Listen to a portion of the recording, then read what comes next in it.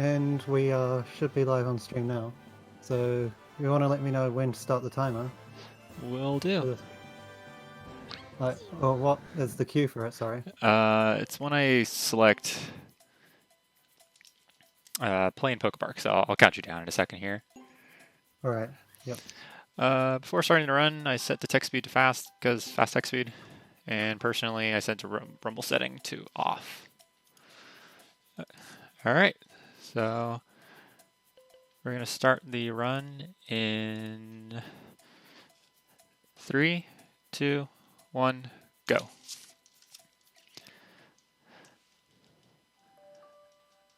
right, hello everyone. I'm Deathline. I am running the only game in the marathon that does not start with Pokemon.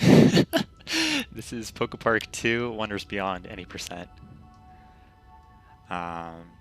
If you've never heard of PokéPark, don't feel bad, because not a lot of people have. And surprisingly, this game series spinoff has a sequel. This came out on the Wii in 2011, and this is the 5th generation of Pokemon. Starting out here, we have a cutscene and then of Reshiram and Zekrom, and then a lot of just tech smashing. If you like tech smashing, you're in for a treat, because this game has a lot of it. Lots of cutscenes and tech smashing. Thank you for the GL fiber.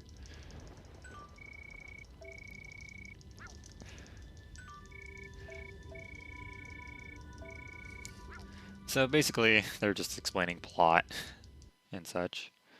Nothing too big.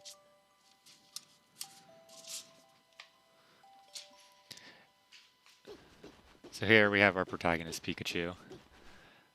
PokéPark is very different as a spin-off game where you take control of Pikachu and you run around a wonderful world known as PokéPark, make friends, battle, solve problems, things like that.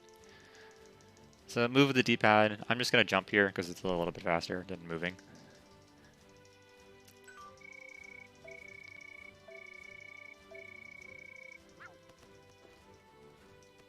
So now we just got to follow Piplup. It's just tutorial stuff.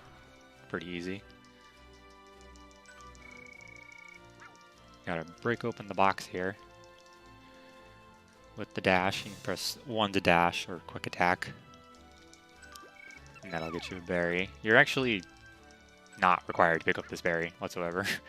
It's slightly faster to dodge it. Not with that type of movement, but if you pick it up, no big deal. Press 2 to jump. So, jumping is another wonderful mechanic in this game. Lots of obstacles and platforming required. And so here we're going to play Chase, one of the skill games in the game. You just got to tag the opponent within the time limit, which is not too hard. Pikachu runs pretty fast.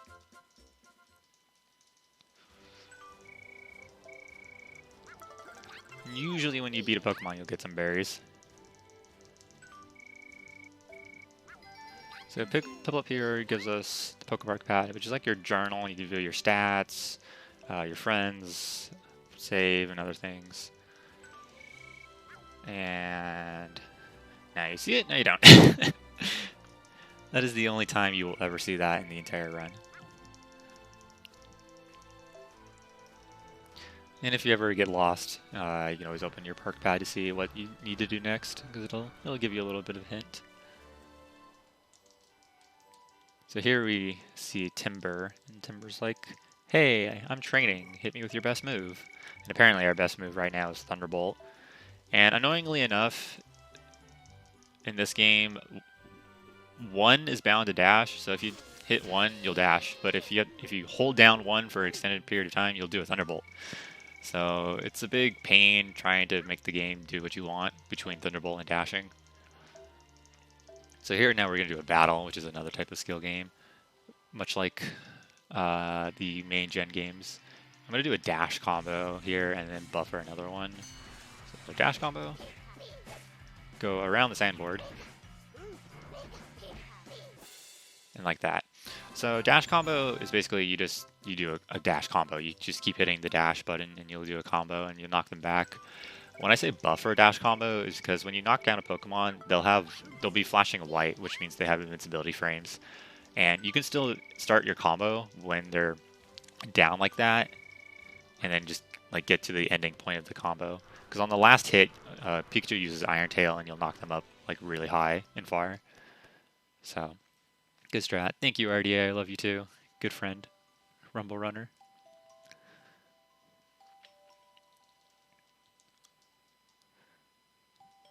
So, yeah, now we have like a minute and a half long cutscene of the overview of the PokéPark. A little more on the controls though. I also do run speedrun PokéPark Wii Pikachu's Adventure, which is the first PokéPark game.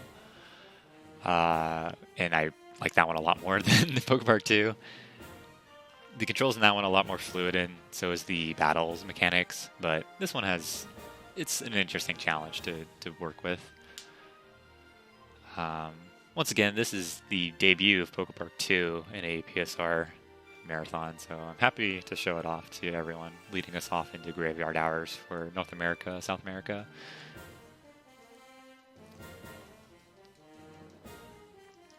So here we just see the various zones and such.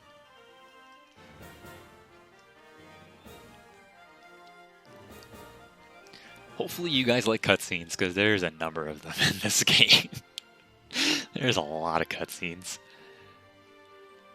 Lots of downtime. And surprisingly, this game actually gives a pretty long amount of gameplay. Any percent you can do in about 2 hours and 45 minutes on average. My PB is a 241 as of right now. But there's an entire post game that spans like another hour and a half, and then even trying to 100% this game takes forever. So PokéPark is quite big. And here, Piplup's like, hey, what's the crowd over there? And he actually runs all the way there, and we're forced to watch him run all the way over there instead of just like fading to black or whatever.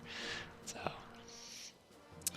there is actually an out of bounds clip in this game, surprisingly.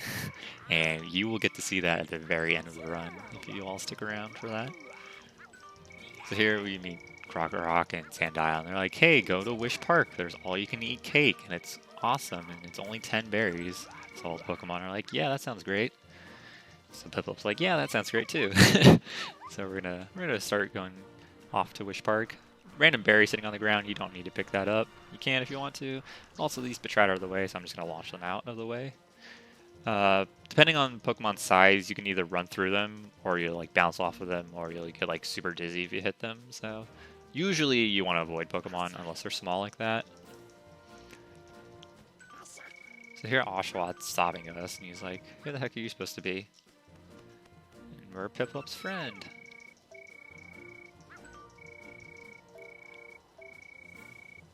So he asks us to give him 10 berries, and right there, that's a yes-no menu.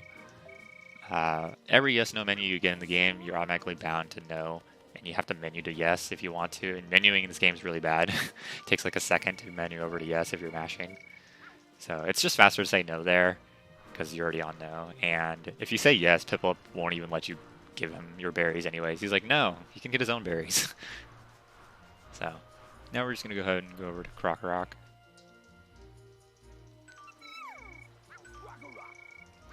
So give him the 20 berries that we have for both us and Pikachu. And now we can go to the mysterious Wish Park.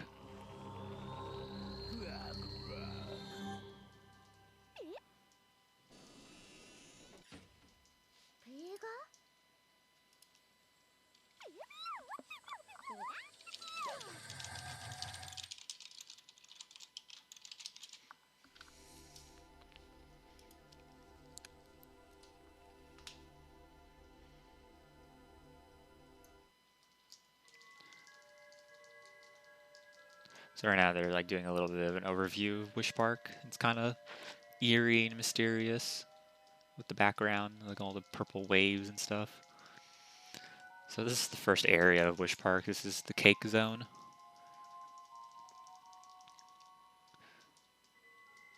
see a giant bell.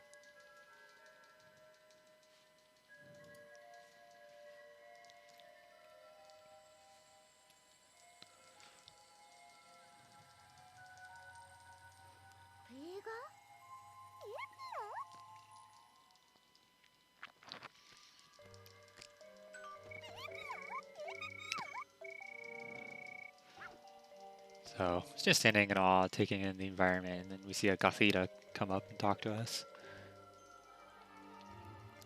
Have a good night, Omega.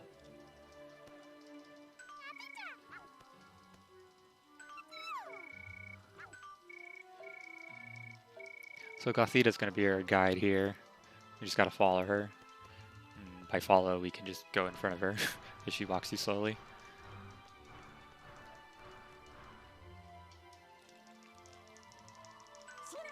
So here we have Cinchino, Watchog, and Munchlax, and everyone's just excited about Wish Park, and Munchlax, of course, just wants cake.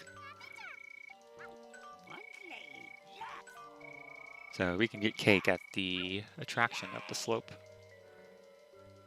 which Piplup says it sounds like fun. So we're gonna jump up here and go across the bridge. And here you see Panpour talking to Pansear. Pansear's complaining that he's played like 23 times. Doesn't really care about the exact number, but he's playing again. Not Panpour.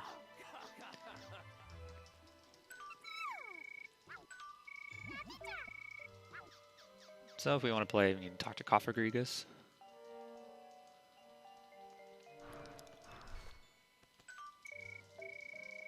So Cofagrigus is the attraction boss of this. This is Cake Contraption. So I'm going to be mashing plus to skip through the instructions on how to play the game. And then just pick Pikachu. Yes. And then I'm going to be mashing 2 to skip a little bit of a cutscene, and then mash A, because you have to point the Wiimote at the screen to start the attraction. And shoot it, because otherwise it doesn't start. Also, you are not required to get any points on here, so you get to sit through a minute of just the game counting down.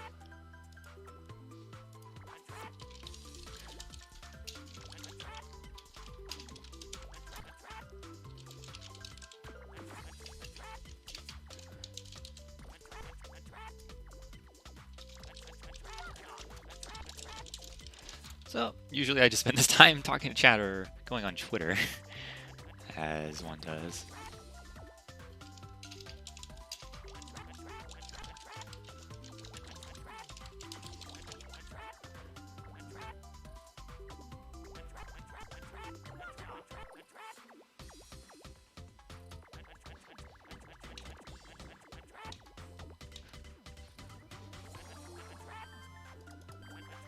PokéPark 3 is never. I don't think they will ever make a PokéPark 3. So we finished with 0 points, and we win. Everyone's happy.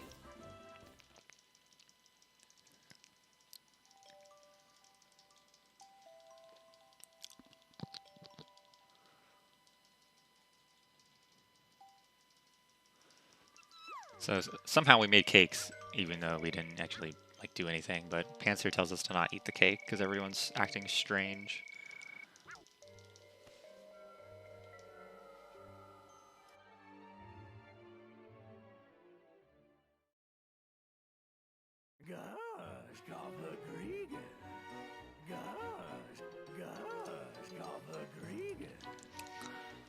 So Cofagrigus stuffs him with cake and makes him wear it like a dunce cap. And that entrances him to want to eat more cake. So obviously we don't want to eat that cake, because it's probably laced with something. And here we have Oshawa saving the day. Also, again, literally every cutscene is hard loaded in this game. So I hope you like loads, and I hope you like cutscenes, because there's a lot of them.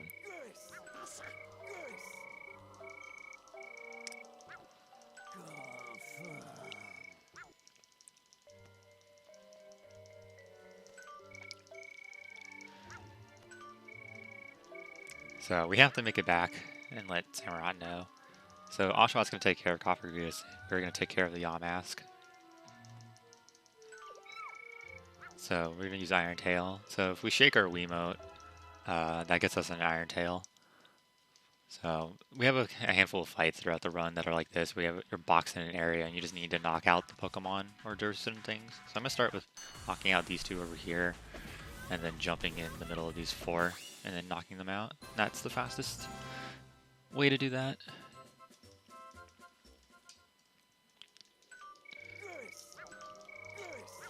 So his Yamask got defeated and some random guy he names his master tells us that none of them can escape. None of us can escape, and then we get this cutscene with these shadow hands coming out of the sky chasing us. And for whatever reason, we can't run past those Yamask. Nope, they're stopping us all day, so we gotta run around and swipe and a miss. So jump over, and they're just trying to escape right now.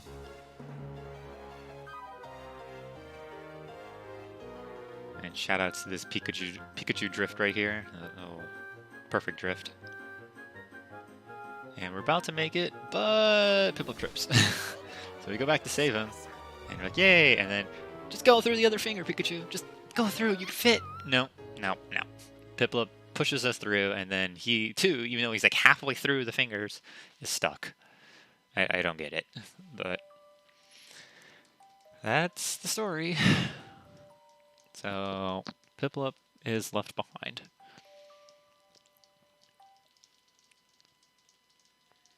So we get thrown out on our face, and we realize we need to go back, but not in time.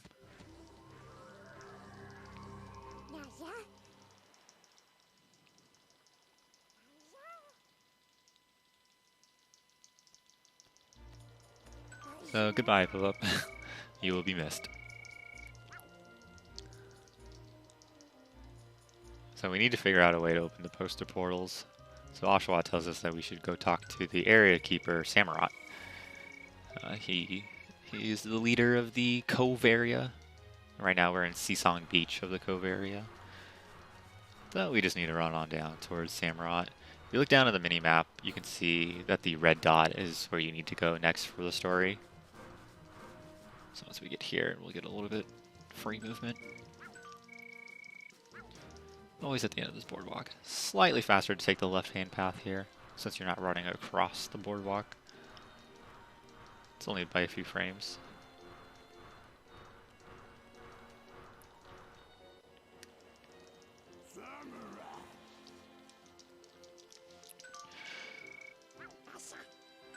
So we tell him what happens.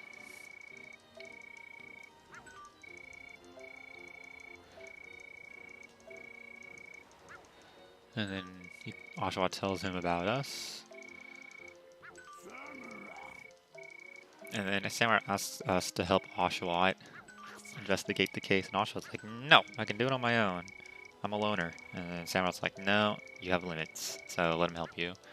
So Oshawat's being hard-headed, and we have to defeat him in a battle first.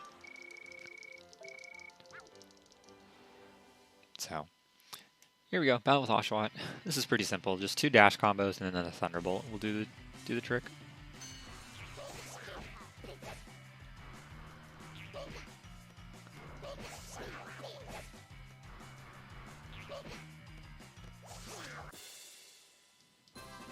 Just like that.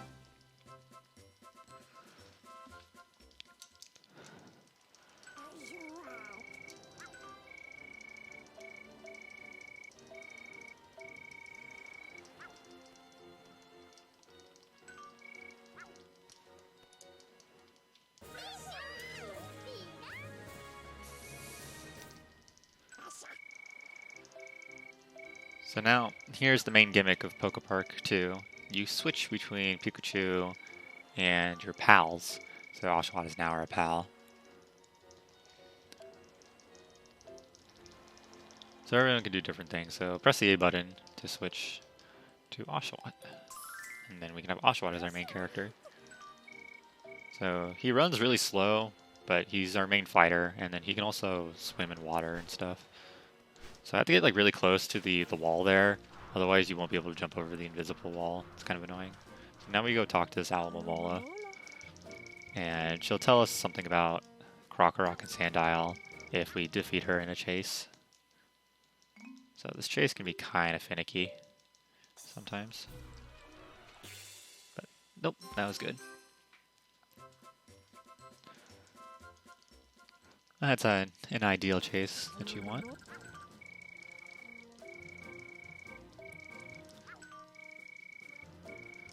So they're talking about Cove Town, which is at the end of the tunnel on the top of the hill. So right there. That's where you can get to Cove Town, in the Cove area.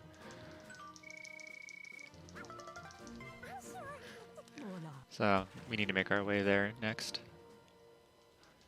Upon friending Alamomola, we get Frillish. We won't friend Frillish, but friending certain Pokemon will unlock others. Also some tube floats. You don't. Items are not important at all in any percent, so if you pick them up, whatever.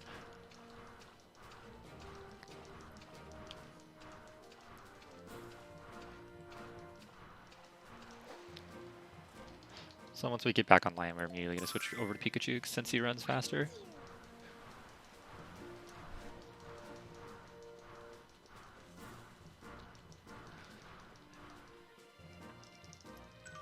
And Timber's like, hey, the Overlook isn't in great condition, so I need you to go get me my hammer that's locked up in the lighthouse for some reason. That's not explained. So yeah, we gotta go do that now.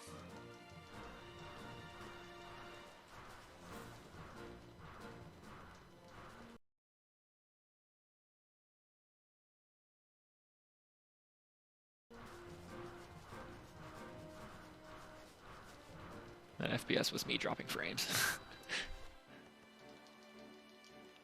So this game has a couple of 2D platforming sections.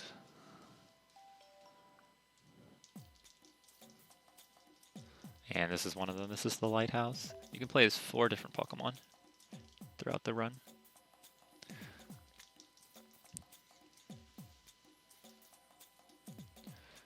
So we just got to get to that treasure chest to get the hammer that we need.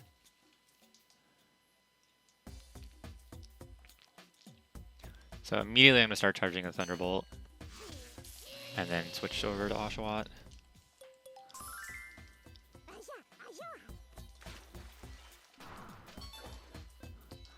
And then switch back to Pikachu once I'm done with the water section.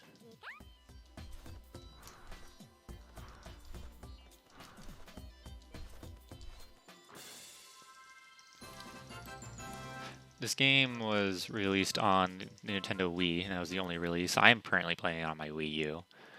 PokéPark Wii, the first PokéPark game, got a release on the Nintendo Wii, and then got a virtual release on the Nintendo Wii U. PokéPark 2 did not get a release on the Wii U. So once we got that, we can just immediately start dashing out and go back to Timber and tell him we got him his hammer.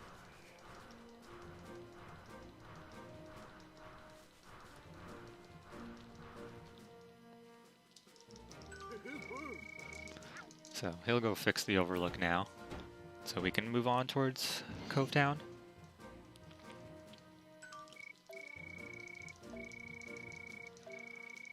He tells us to visit the photo studio, which we don't actually have to do in this game, luckily. So on our way, we're going to go on to the Overlook and open this chest over here, as this contains 100 berries. We do need a number of berries to do some upgrades in the route. So everything that we get is planned out very precisely. And then instead of like loading zones, you actually have to press 2 to proceed in this game, which is really annoying and obnoxious. So you have to be paying attention when you're at the very end of a zone. PokéPark Wii, you would just run to the end of the zone and it'd be like, okay, do you want to go now? And you're like, yes, you don't have to press 2 or anything.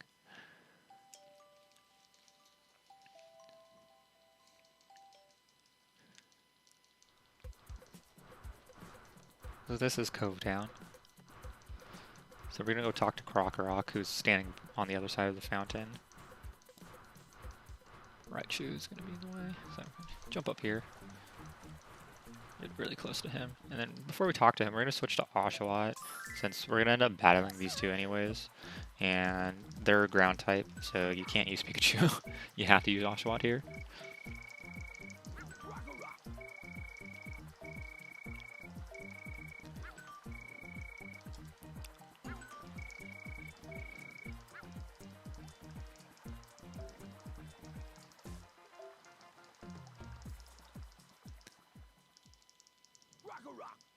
So, you only have to beat Krokorok. You could totally leave Sandile in if you wanted to, but we're just going to start off by shaking the Wiimote to do Razor Shell.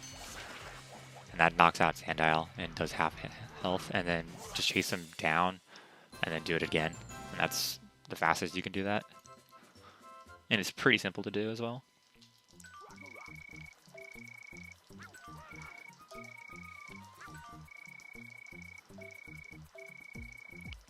So coming up was one of my favorite lines. So he tells us that we need to wish for the portal to open, and it's easier with friends. How do you make friends? Come on, don't be a rube. Like, as if the 10-year-olds playing this game would understand what that word means.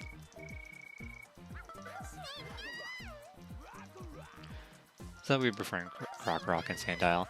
So the more friends you make, the easier it is to open the portals. We get the minimum amount of friends needed, and some of the portal openings get really close.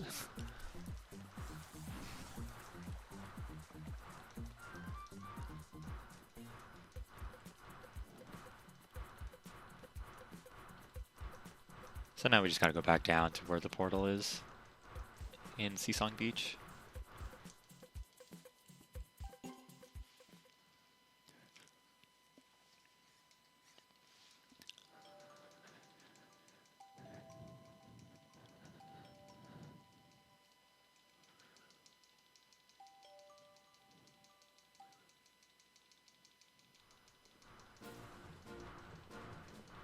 So conveniently, we can just drop down here. Where are the Petalil? That's kind of bad RNG. And talk to one of these Petalil and play chase with them. And they're super slow, so you have to beat them by 2 seconds. Otherwise you lose. Which, as long as you're just mashing the one button, you will never lose.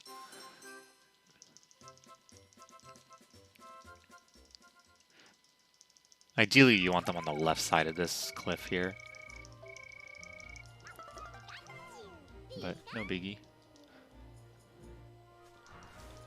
So we can just go right over here and fall right off. And then go towards the portal.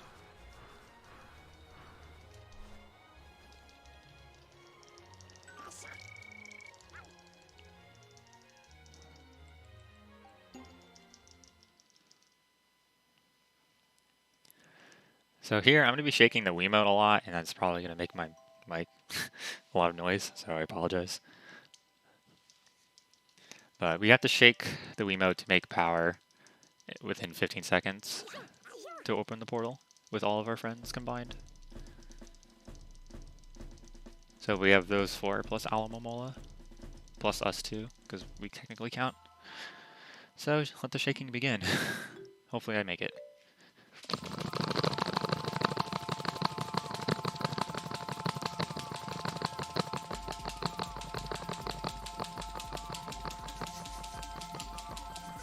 Alright, with 4 seconds remaining.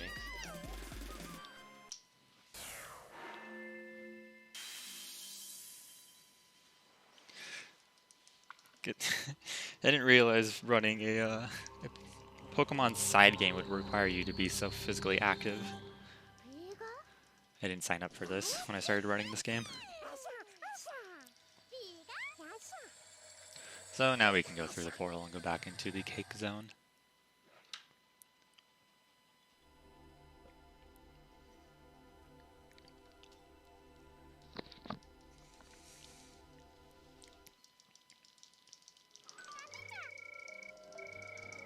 So Gothita's like, how the heck did you get back here? So she's just gonna run away. So now we just need to go talk to Cofagrigus.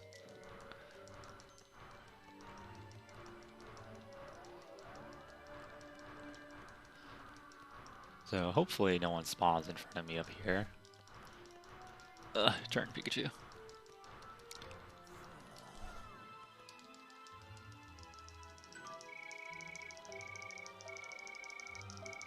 So they can't turn anyone back to normal. Only the wish bell can turn everyone back to normal. So you got to ring that, but they won't let us ring this and ring the bell until we beat the attraction.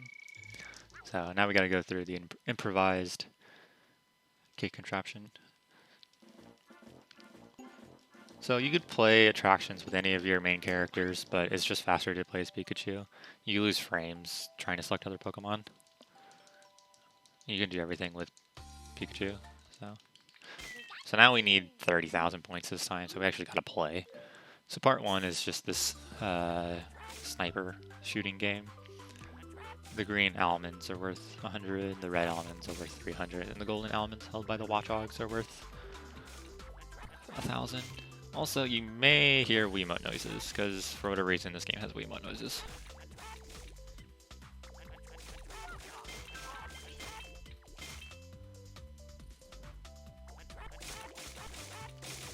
And you actually get a ton of different patterns here. I'm actually getting a different pattern than I normally do.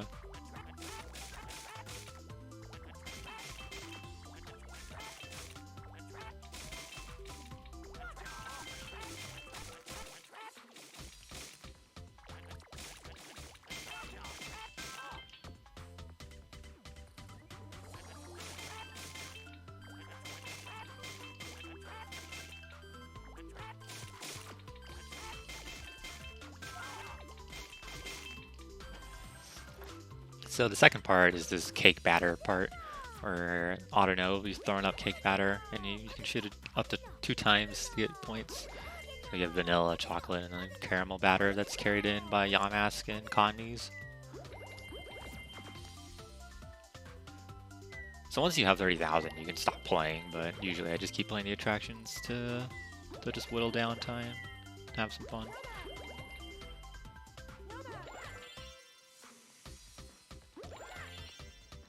And usually the strat here is you want to like start going up with your Wiimote after the first shot, because it'll bounce up when you hit it.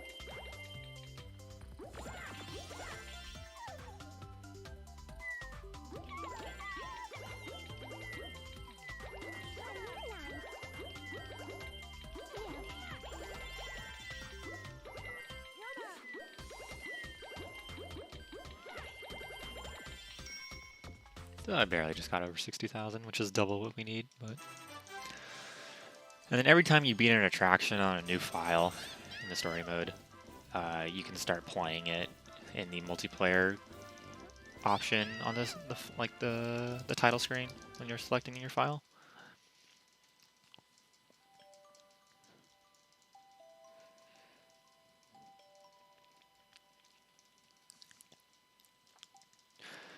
So we beat the attraction, but he's like, you're gonna have to beat me in a fight now.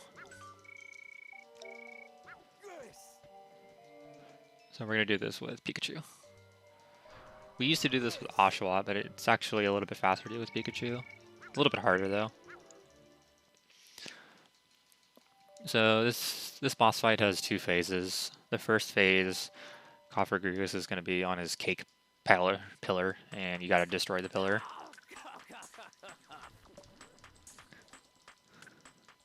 It's really not that hard. You have to do 4 dash combos, and then like you do 2 really close, and then you have to run around and then do 2 more, otherwise you'll get hit.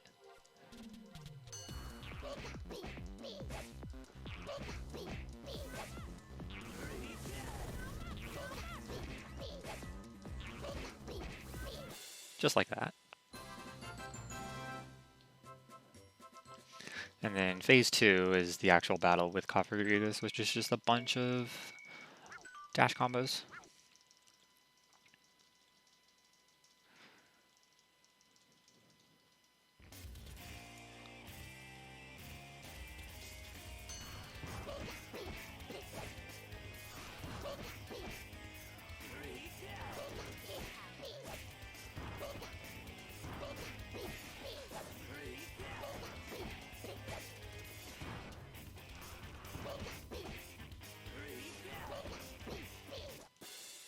There you go. Copper group is done.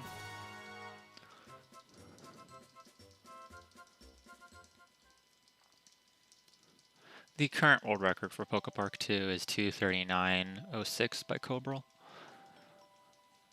which is one of the longest standing world records for a Pokemon game. That was set in December 2013 and has not been beaten since. So now we can go and ring the wish bell.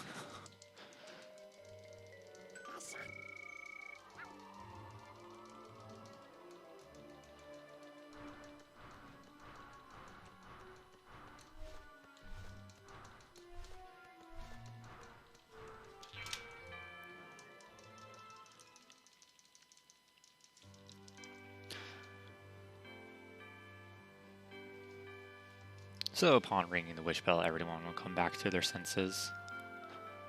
And watch Munchlax here. He'll be like, ah, cake. And then Watchog has to tell him to come along. But all the Pokemon will escape now, and they'll go back to their respective areas.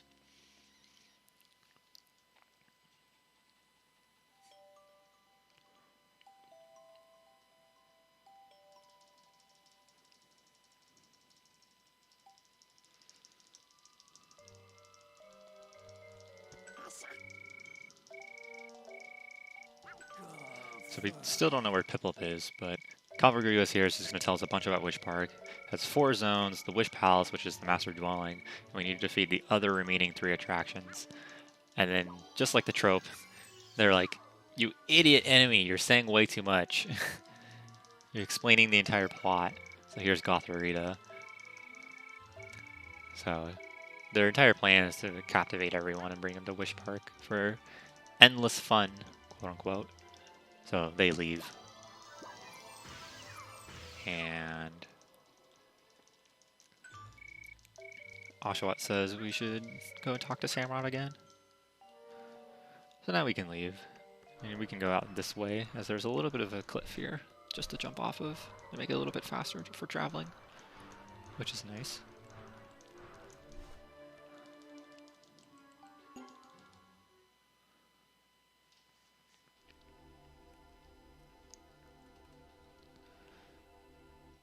So in between the 2 worlds, we're actually going to meet up with Reshiram here.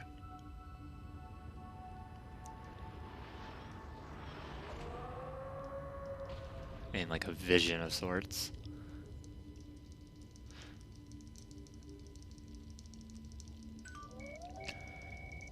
And he'll tell us that there's a major disaster unfolding, and we are destined to save the park from it.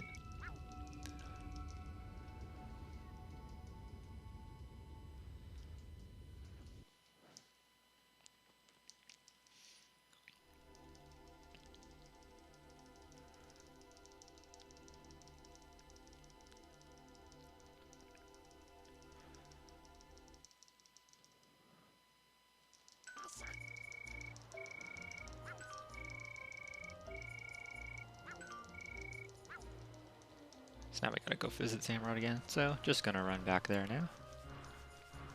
Get out of the way, Patrat. We used to friend Patrat in the 80% route. The world record currently does that, but I've made some improvements to this run over the past week or so for this marathon. So here's Drifblim, and Drifblim's like, hey, thanks for saving me. I'll take you anywhere you want, as long as you visited before. So Drifblim's our fast travel, so very convenient. So now it doesn't matter which way you go, just gotta pick a way and go talk to Samurott. They're both about the same speed.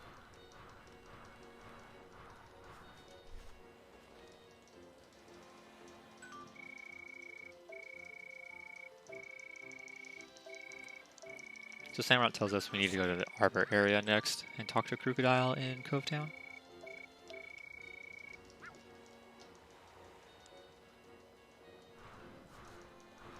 So conveniently enough, we can go ahead and use Drifblim to Drifblim stop to Covetown, since we've been to Covetown already. And don't have to walk all the way around.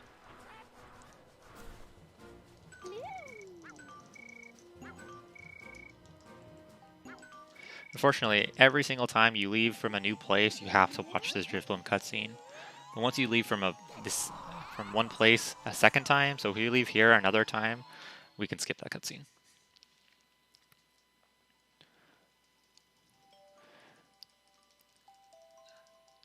Currently, the only category is any %, but people have expressed interest in running 100%, and I've expressed interest in running a post-game %, because there is a giant post-game to this as well. So Pansage is like, thanks for saving my friends that were dummies in Wish Park. So all three of them become our friends now.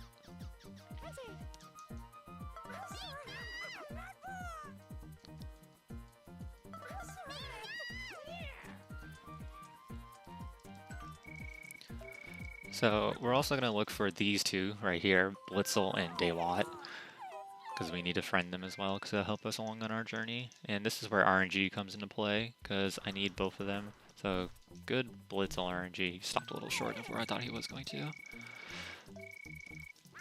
So this is the chase, and he's going to teach us Shake Sprint. So if you shake the Wiimote during chase, you'll do like a double dash from the original.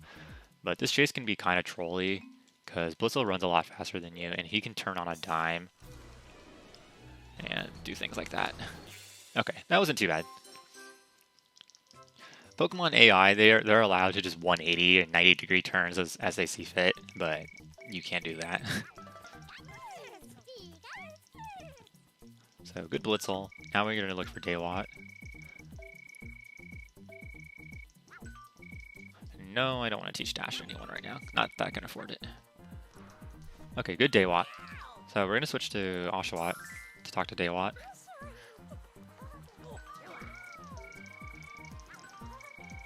This is kind of bad because there's a lot of Pokemon right here.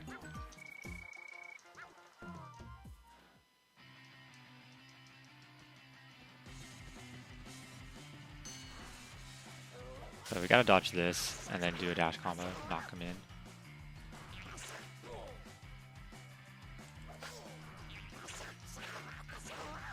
Basically, we just gotta keep doing that.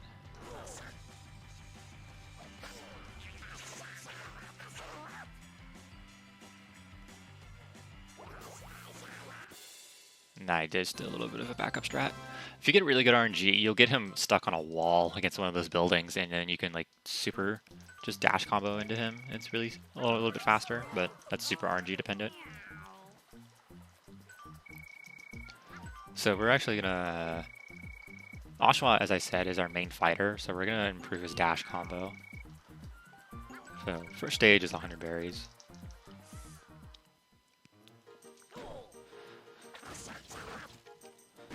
So that's the first stage of training, which is a little concerning, but at least we improved a little bit. Most of the time here, when I have Oshawa, I'm going to jump away from a Pokemon. This game is really finicky with allowing you to switch your main character. If you're too close to a wall or a Pokemon, it'll screw with the camera and be like, you can't change here, because, you know, physics and moving Pokemon, so it's like, just move away. So it's really finicky sometimes. So Crocodile's like, I'll open the gate if you bring Audino here.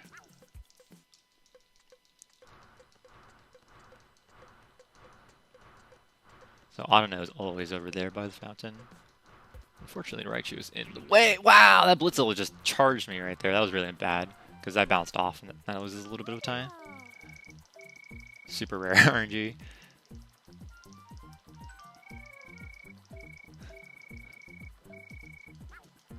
So now we just gotta lead her back. A little bit of RNG in this game. That was a showcase of it. So right before we talk to Crocodile, we're gonna switch to Oshawott, just like the Krokorok and Sandile fight.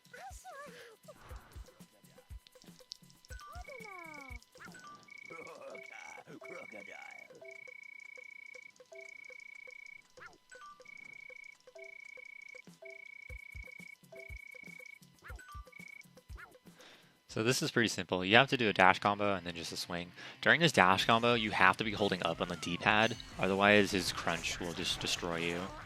And then here you just shake the Wiimote and you'll clip his tail and that'll instantly knock him out.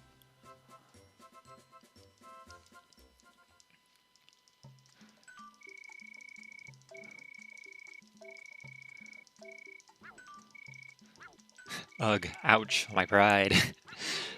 For a side game, this has actually some pretty funny lines in it. There's a number of lines that I actually really like in this game.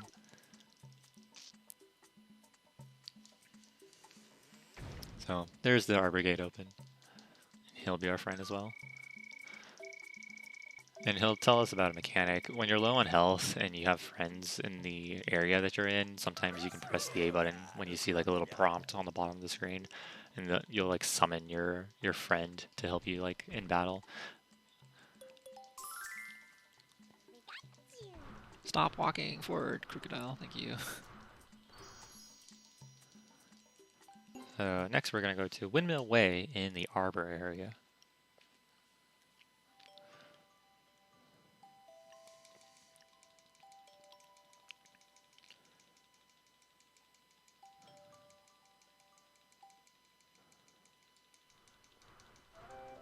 Yeah, Maractus is pretty annoying. You actually have to make sure Maractus is following you. Hello, Duck Izzy. So everything seems fine here so far. So not a big deal. Just keep on going. Here we meet up with the Snivy.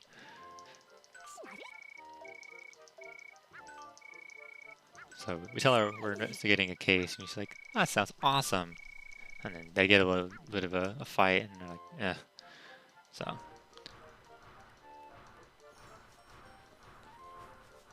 we're gonna come over here, immediately hang left to talk to this Zoroa.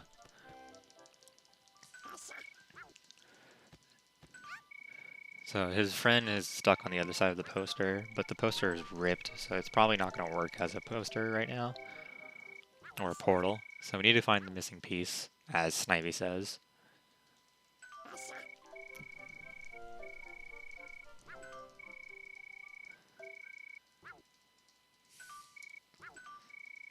So I love that small text, the yeah, like the under his breath. So we need to look for a Pokemon named Whimsicott, which is always conveniently placed right over here.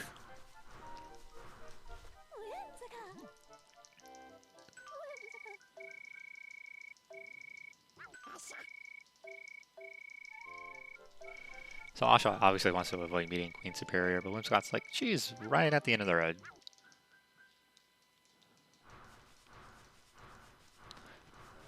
So just come on down here towards Bisharp. And upcoming right now is one of my favorite lines in this entire game. So Bisharp's like, who the heck are you? And Snivy's like, they're with me, it's okay. Right here. Princess, Snivy, you're a girl? How rude. Do I look like a boy? I'll pretend I didn't hear that. For whatever reason, in the PokéPark spin-off games, Pokemon are oddly specified with their gender. A lot of Pokemon use he or she pronouns, and it's just really bizarre for a side game to be so specific with that. That's just a funny little thing I like to always bring up there.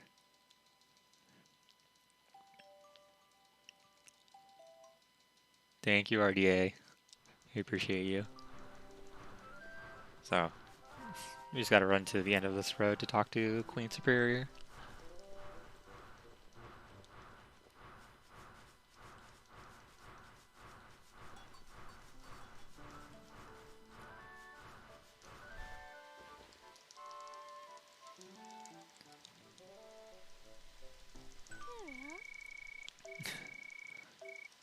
Are you able to sleep in the dark all alone now? Poor Oshawa. This is why he didn't want to see her. But...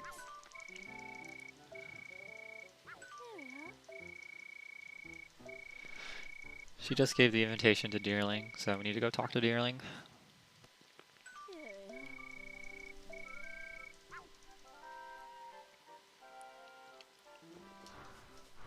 Get out of the way. Thank you. Get out of the way, Seismitoad. So on our way to Deerling. We're gonna switch to Oshawa and get that chest out in the middle of the little lake here, as this contains 200 berries. Also, when you check it from behind, Oshawa's head clips in, so you can't dash, otherwise you'll like dash into the chest. So you have to like walk away from it a little first.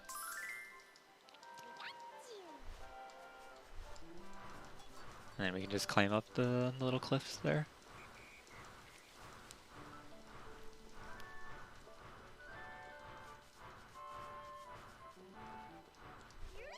And then here we can just talk to Deerling.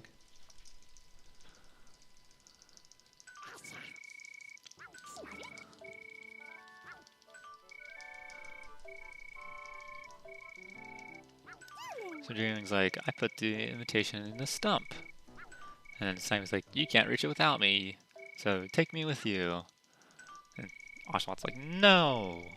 And Snively's like, Pikachu says yes! And Oshaw's like, what? And then you say yes! But you have to beat her in chase anyways. So Snivy runs really freaking fast, so luckily we made a strat here where you jump up right first, and then you do a shake sprint, and that'll catch you up with her. Normally you can do it right before she turns, but if you're a little slow on it, she'll like actually turn right in front of you and you have to catch up to her, but that chase wasn't too bad.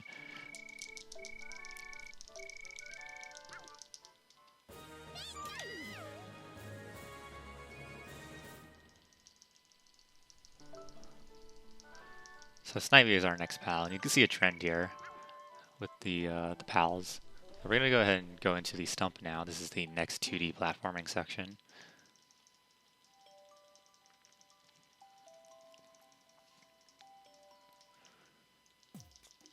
Any things with a leaf, you'll see you need to hit it with a Snivy Leaf Tornado, which is the shake move. So the reason why I start this with Pikachu first and instead of Snivy is because when you switch your main character inside of a 2D stage, you skip this little like zoom out cutscene of them dancing or whatever, and it's like a second faster than switching in the overworld. So I'm going to start by mashing A and then switch to Snivy. So, and Snivy has like a double jump as well, which is pretty cool. Snivy is our main method of movement in the run.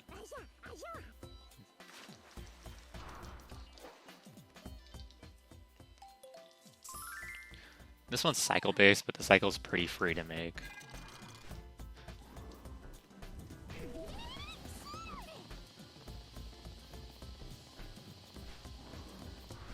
Right here.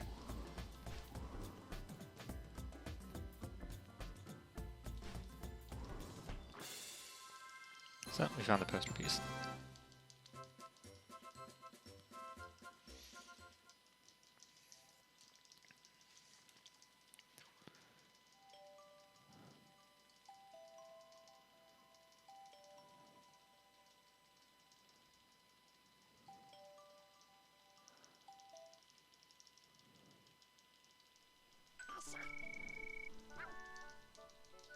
So, a lot faster movement now over Pikachu. So now we just need to go back towards the windmill to fix the poster.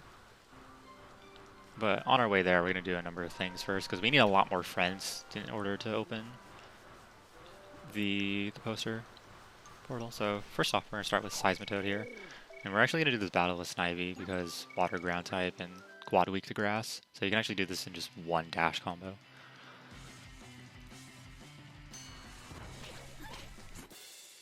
The barrier route is actually very strict, but as long as you do everything that you're supposed to do in the route, you get the exact number of berries that you need.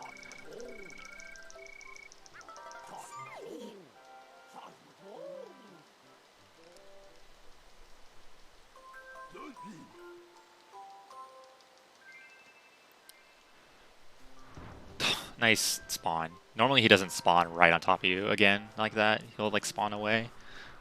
So now we just need to run back.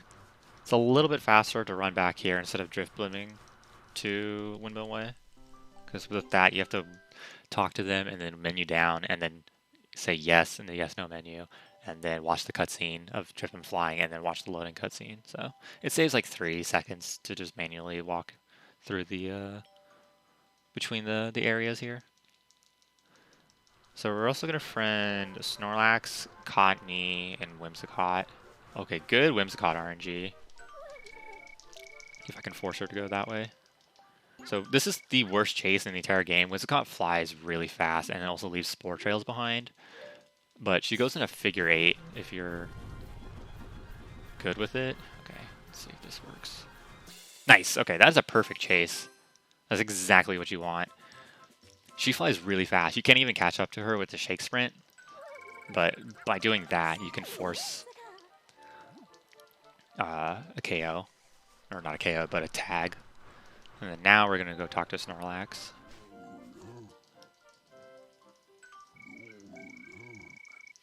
So he's like, I gathered berries here, but they're all gone. Can you bring Cottonee to me, since Cottonee might know? And then Cottonee shows up, and you're like, chase her! So this one, Cottonee does the same thing, where she'll leave spore trails behind, but it's a lot easier to deal with, because you can actually just cut the corner here, and then just run into Cottonee. I said run into Cottonee! What? I ran below her. That doesn't happen a lot. Cottonee kind of bobs up and down. If you're really unlucky, you'll catch her on a cycle. She's like just above you.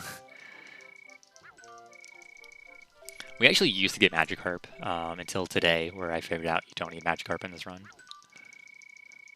So you don't get Magikarp anymore. So with that, we friended Snorlax and Cottonee.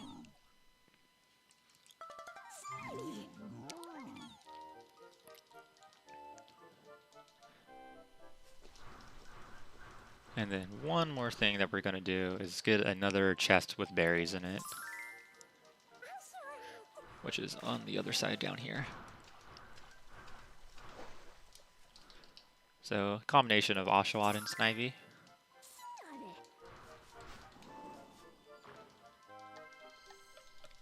This one contains another 200. Whoa, weird movement there. Cosmo. And then we're gonna keep running, and then check this poster portal with Oshawott, since there's a fight attached to it. Also, I like that Pikachu just like slaps up the piece and it just sticks. What? That's not how that works.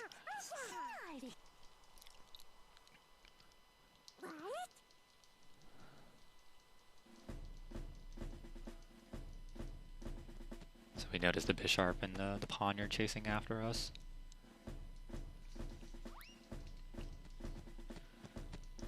So this is one of the tougher fights in the game, the Bisharp fight. However, I've made a strat that's really cool if it works. It's kind of hard to do, so hopefully I can pull it off here. So they know that people that go to PokéPark disappear, so they think that we're stealing her or kidnapping her. So I'm going to do 2 hits of a dash combo and then swing the Wiimote.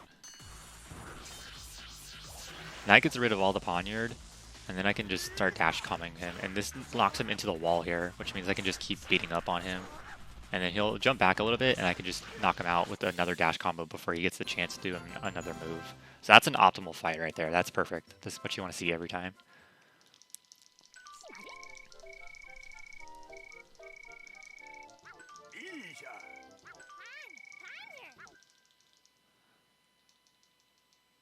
So once you do that, we'll see Zorua again. Zorua, you'll notice that the poster is magically repaired. There's no rips in it or anything, which is weird. But Zorua tells us that his friend was the one to take people to the Wish Park, and then we just need to listen to his story. Blah, blah, blah, blah, blah, blah, blah. So, and Zorua tells us that in order to open a portal, only the Pokemon per that area can help. So only the friends that we've made here can help us. So the gimmick with this area is that flying Pokemon make it a little bit easier. But we don't need that since we have Whimsicott.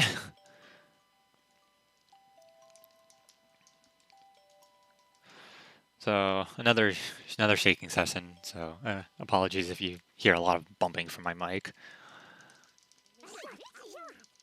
because I have to shake really hard to make sure I make these.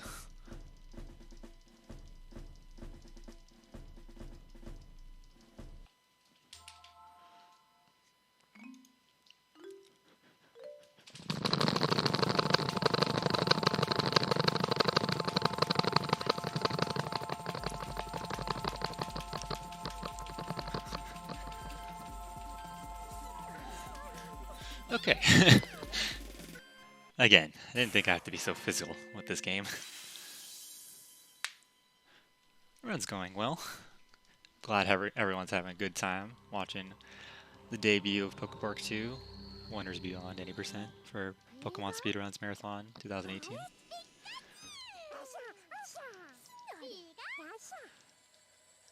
So now we can go through the portal.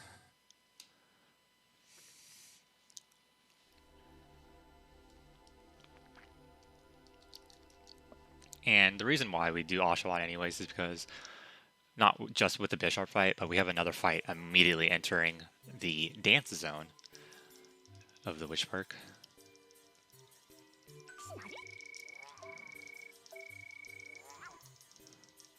And this is Zoroa's friend, Zoroark, of course.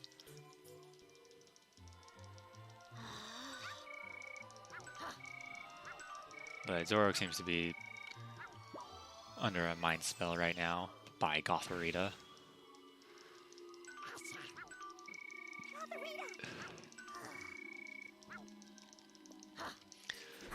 So we gotta fight Zoroark right now.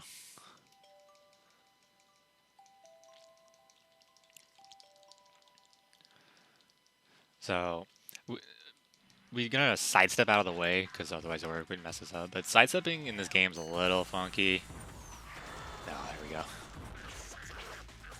You have to double tap the D-pad left or right twice in order to sidestep, but sometimes it just doesn't want to work. So I was cutting those a little close, but just sidestep out of the way of the attack and then just do 2 dash combos, and that's pretty easy. PokéPark 2 came out in 2011.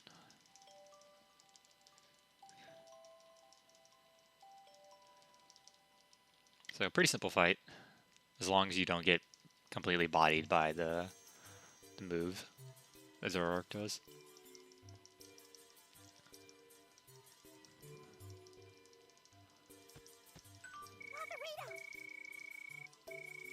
So Gothorita's like, alright, I'm out. I lost. Goodbye.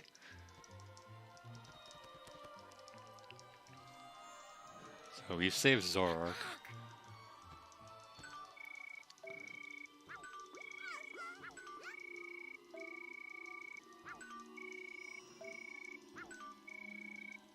So now Zora and Zoroark will become our friends, which is completely pointless because we don't need them, and they don't give us berries.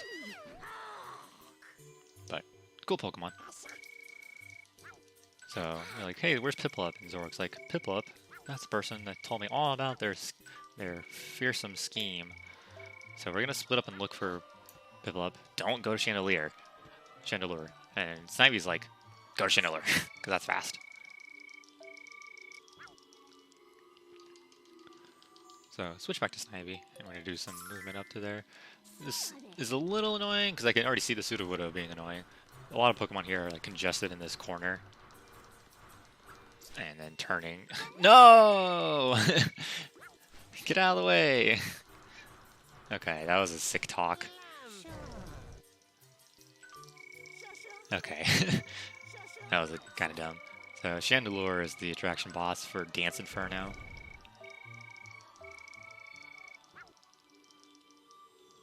So, once again, same old song, same old dance for the dance zone. Just gotta beat the attraction. So, this is basically just Dance X PokéPark. However, since there's no camera, it can't tell what you're doing, so it's just motion control based, so you just gotta shake the Wiimote, basically. You don't actually have to do the moves on screen. So you only need 25,000. So if you hear Wiimote noises, I apologize. Also a lot money.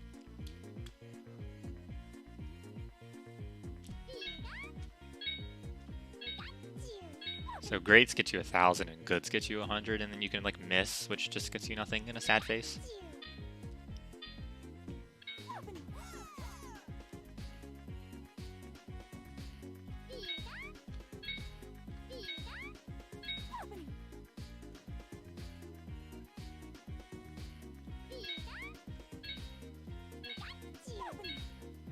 And then these like action poses, you have to like swing. It's like it's so finicky. You have to swing like a full action like emblem like early, otherwise it won't register it. But sometimes it's just finicky with motion controls, as is.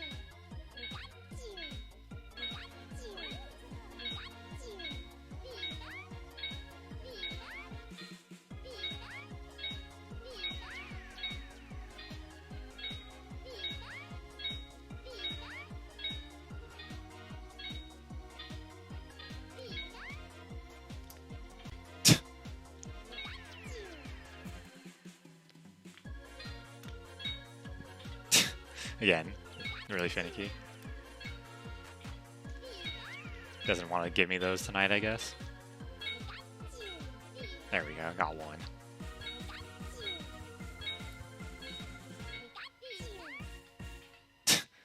Whenever you miss a note, like all the lights and the thing gets all like sad.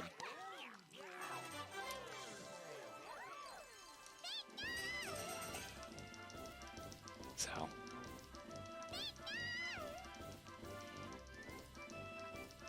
Congrats on running Rumble.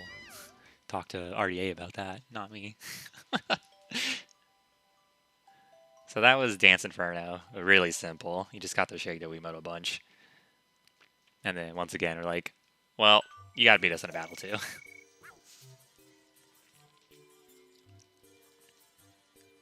So we're gonna do this one with Oshawa since water is better than fire.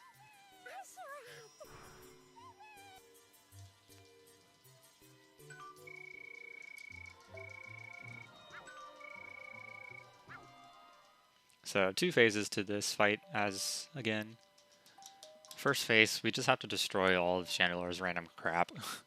Actually, the game calls it Chandelar stuff. So that includes spotlights, stereos, or speakers, and then a giant disco ball.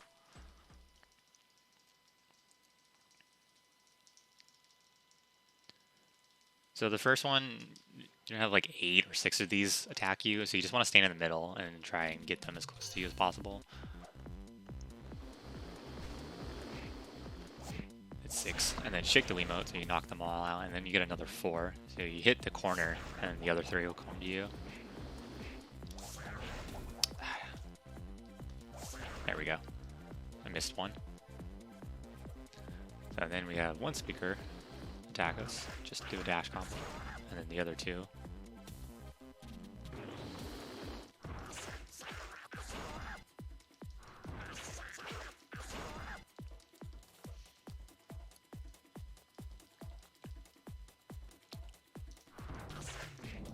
So there isn't a really good way to defeat this disco ball, because with Oshawa, if he runs slower, then it chases you no matter what. So the best way to just defeat this thing is just to let it knock you out, but you just do 3 dash combos. So once you defeat that, then we go into phase 2 where you actually fight Chandelure. So this one I have to do 3 hits of a dash combo and then jump throw, which is kind of hard. Hopefully I can do it.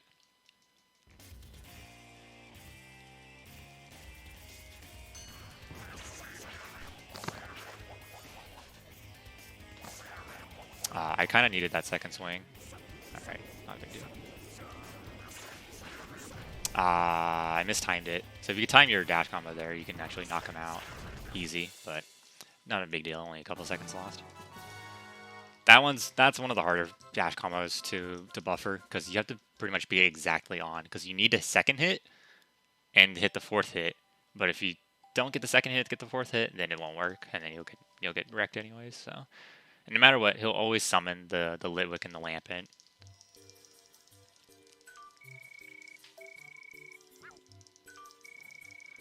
So now we get about 2 minutes worth of just tech smashing. And here we're introduced to Gothitelle as well. A very strong Wish Park Pokemon.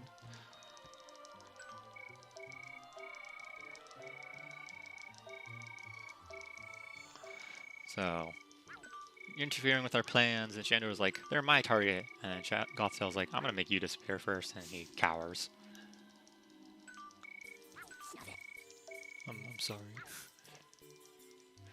And then like, any last words? And then Zork is like, you're You're my opponent. And then also Piplup was found. Yay, Piplup.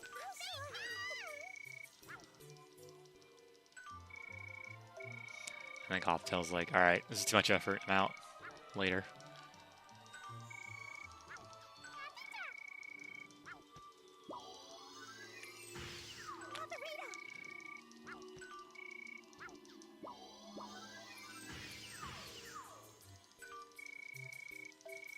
So now we just gotta ring the wish bell.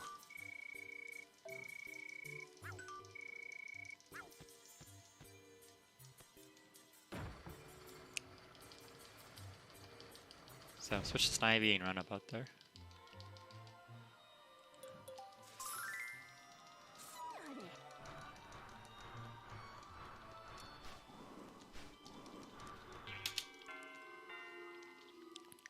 So that is the dance zone.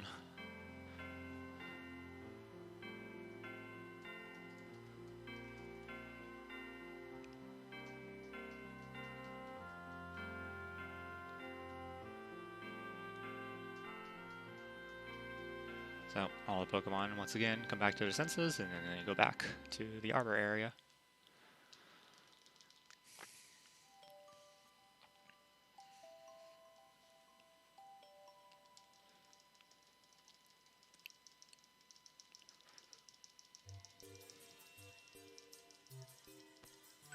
So yay, we met up with Piplup. And Piplup's like, I'm glad that we're back together again. And then Oshawa and Snivy are like, Pikachu's our best friend. We had such a good time looking for you, and we're having fun, and this and that. And Piplup gets jealous.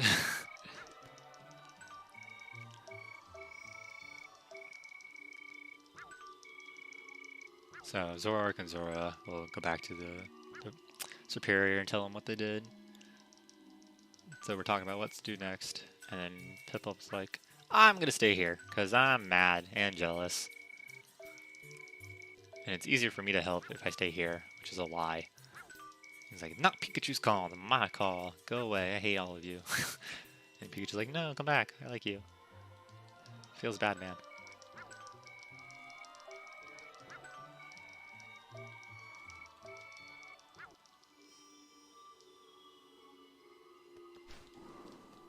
Let me take this little shortcut out. And that is the dance zone. No more.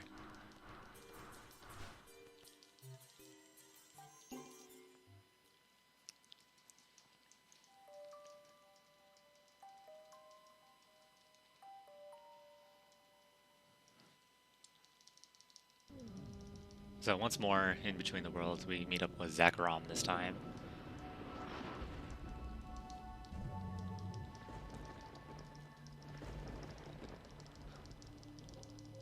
And Zekrom basically tells us the same thing that Reshiram told us, except that he's a little bit more elaborate. He's like, the dark vortex emerged. It's the giant black hole in the sky that you'll see in about 20 minutes.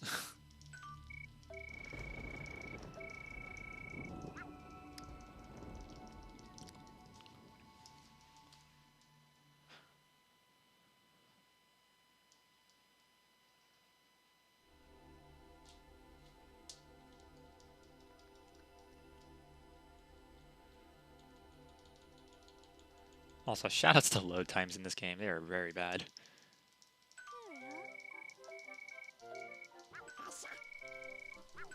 So we get a bunch of tag smashing here. Just some more plot and lore about the game.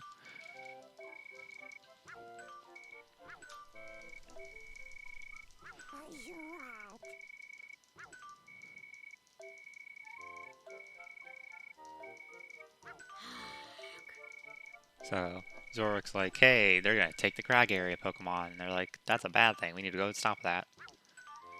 So we're gonna go back to Cove Town now. Via Driftblim.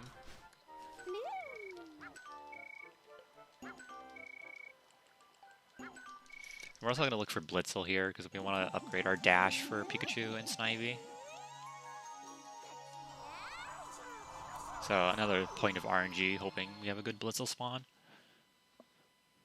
More often than not, we don't. Because that's how Pokemon RNG goes. It's worse than regular RNG.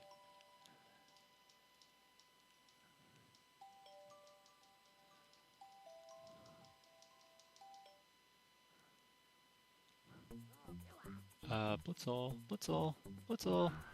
There you are. Didn't see him behind auto now.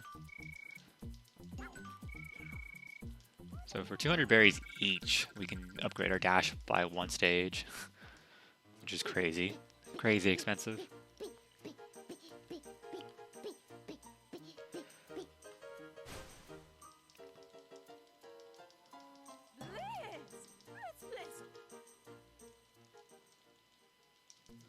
Nice Daywat spawn.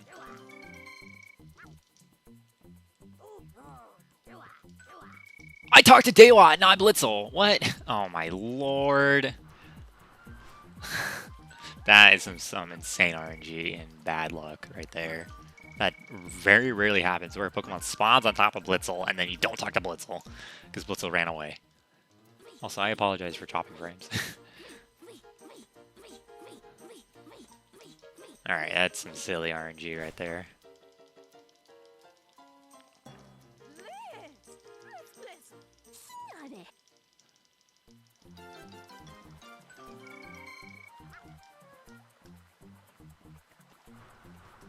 So now we're a little bit faster, heading into the crag area.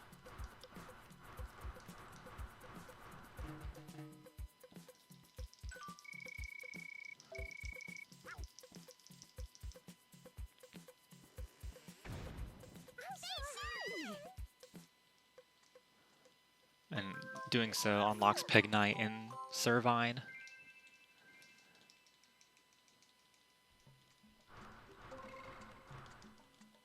So Rockridge Fort in the crag area.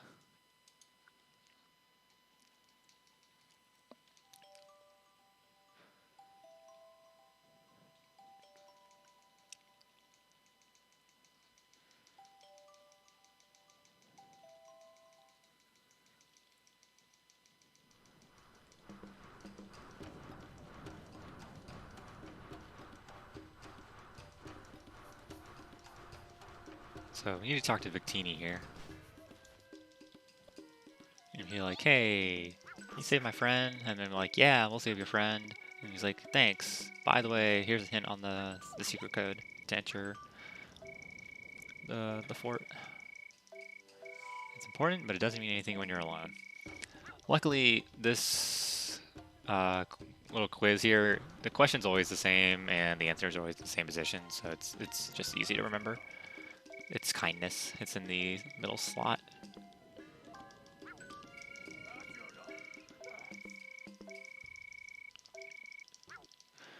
So we're also gonna friend this Bastiodon as well.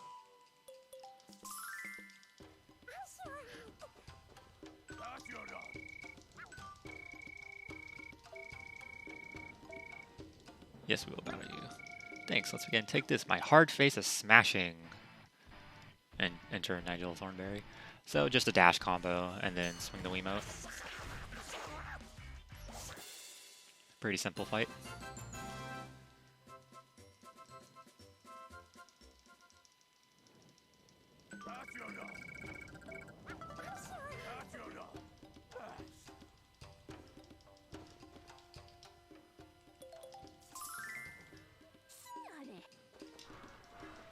So we need to head straight towards that cannon right there.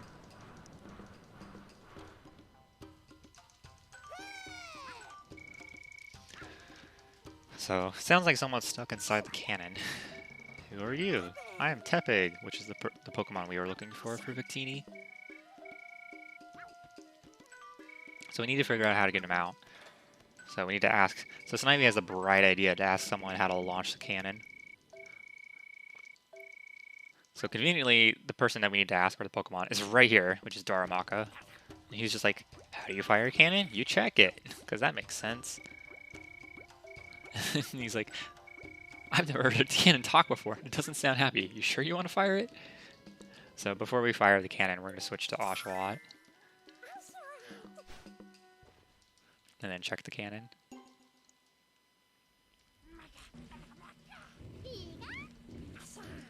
So everyone's like, get ready, and then Pikachu's like, what? And then he gets hacked up. Messed up because he wasn't closing his ears.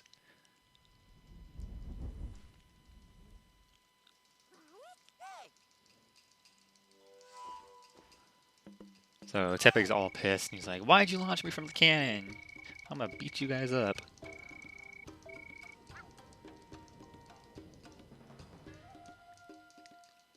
So just a dash combo, and then again a shake of the Wiimote. We have to chase him down a little bit though after the dash combo.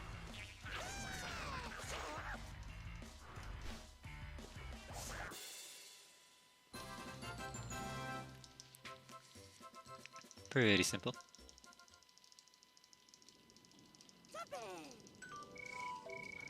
Just like 30 seconds of text right here. So he's like, "Thanks for trying to help me out anyways. So, hey, come join me in the battle tournament." And we're like, "Yeah, sure, that sounds like fun."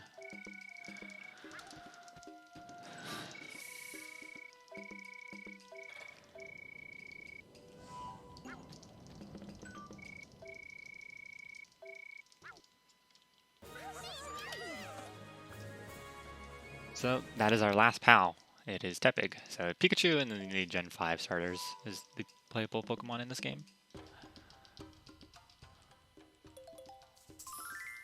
So switch to Snivy and then we're gonna go talk to Embor.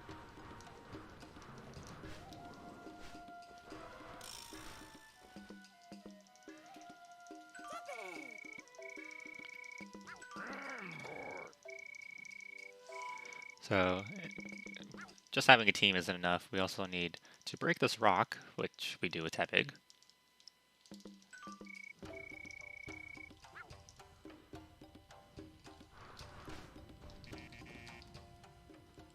So we just gotta dash into the rock with Tepig. That breaks it. And then we need to go to the cave and bring back the Bravery Beard, which we can do by getting launched from a cannon. And Snivy, of course, is like, "No!" And Tepig's like, "What the heck? You guys launched me from a cannon." So we gotta go check the cannon now.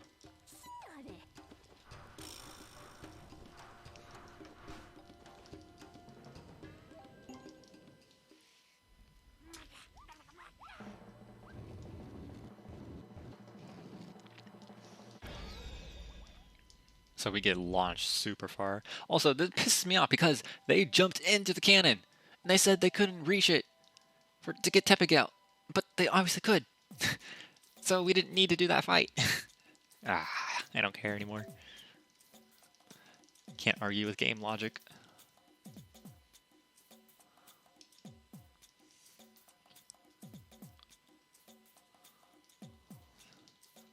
So this is one of the longer 2D platforms, the cave. Lots of switching in here.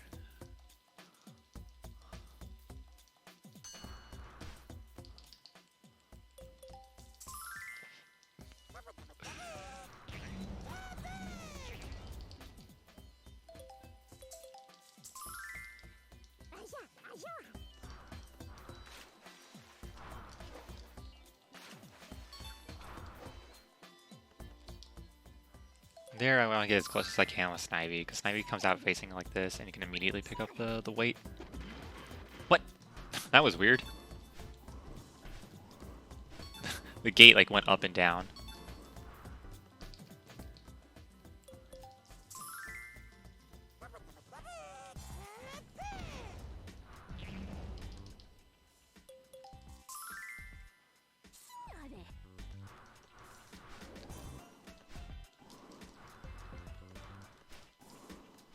So just lots of platforming.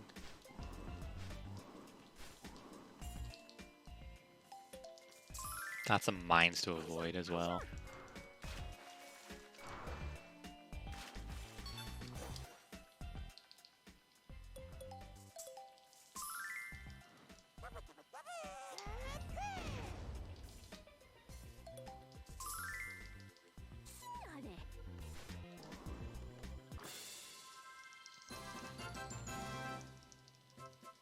So, not too bad.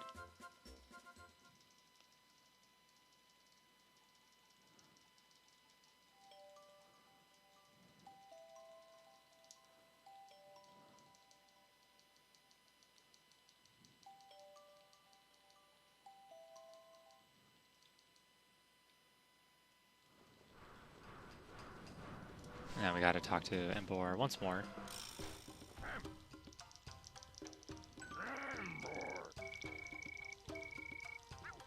now we gotta go talk to Darmanitan so we can get to the Coliseum. You're actually required to talk to Darmanitan first, otherwise this doesn't work.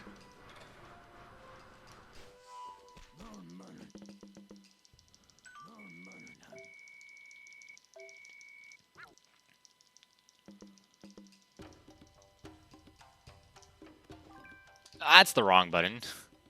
I don't know why my thumb went there. Well, I guess I lied at the beginning of this run. You did get to see the PokéPark pad a second time.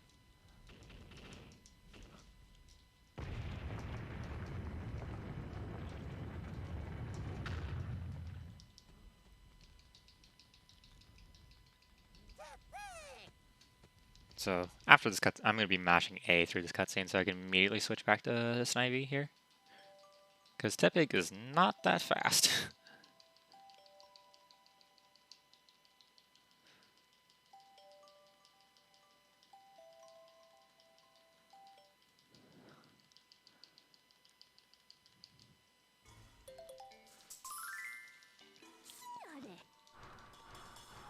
So we meet up with Victini here, and she's like, he, I don't remember.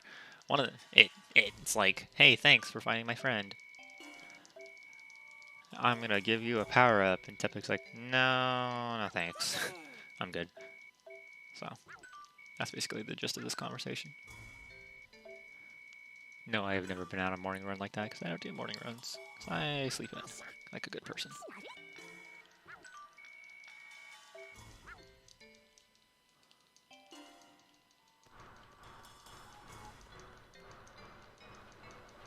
So coming up, we have a really annoying fight with Rhyperior and Geodude. Just gonna break that rock with Tepig real quick. Tepig is basically only useful for breaking rocks. That is it. And opening switches. So these guys are gonna demand that we give them the bravery beard that we have, but we're not gonna do a normal battle because they would apparently destroy us. We're gonna do a sumo battle where we have to knock Rhyperior out. And you can't push Rhyperior with your moves. You have to hit him with the Geodudes that explode on contact. So this entire gimmick right here is really annoying. And if you lose all three of your Geodudes, it takes a few seconds for them to respawn, so it's just really finicky.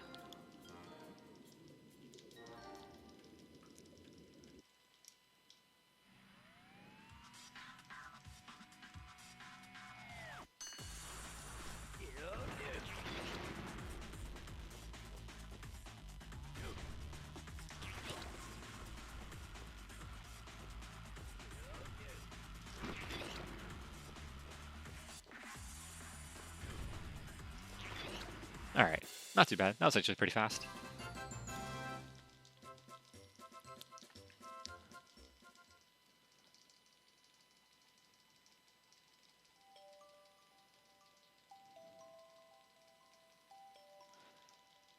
Sometimes that fight goes a lot worse than that.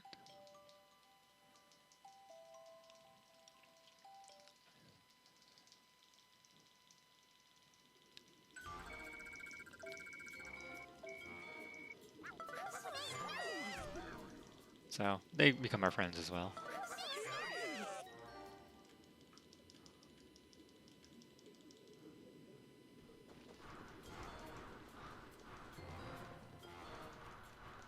So, we run up to the Coliseum and they're like, we find that the main gate is closed now, and that the battle tournament is about to start. So we gotta find an alternative way in.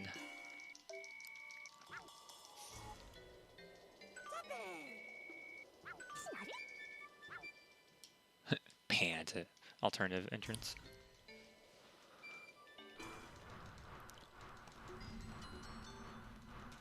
So right at the end of this, we're gonna switch to Pikachu because that's the best Pokemon for the upcoming fight with Hydreigon.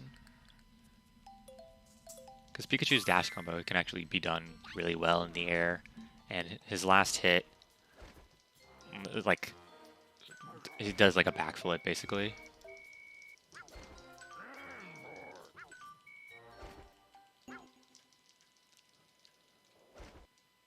This fight is really annoying though because it's just kind of inconsistent. So you have to do 2 dash combos to knock him out of the air.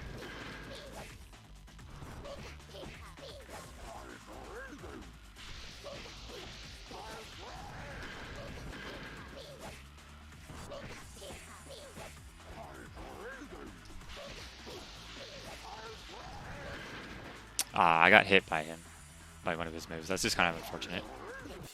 Okay, not too bad. I did the backup just fine. So yeah, you have to do 2 dash combos. And first you have to jump and then do a dash combo, which is kind of annoying, as is, to knock him out of the air. And sometimes his move will just hit you, just based on RNG.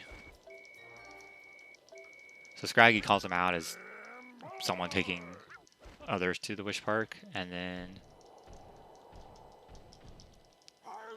yeah, he's like, oh, yeah, I guess I am.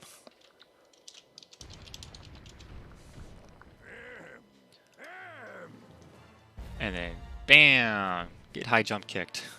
And Boar, and then stomped on. And then Tepic jumps on him too. And you're like, alright, we're out. See you guys later. Peace. And Tepic tries to chase him down. He gets dragon-tailed to the face. Bam. To the wall.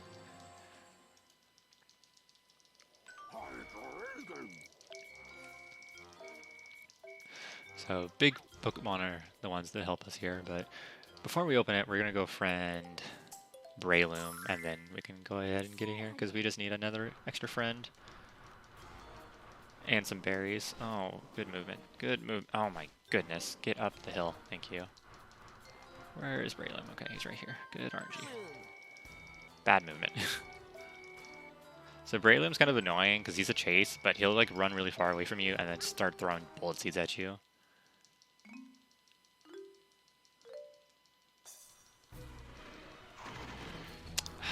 And then you like to change directions after that happens, so that was a little bit sloppy, but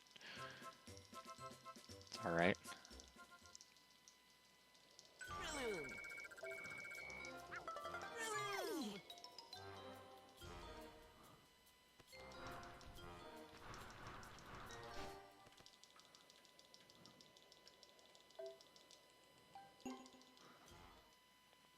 So, once again, shaking the Wiimote time.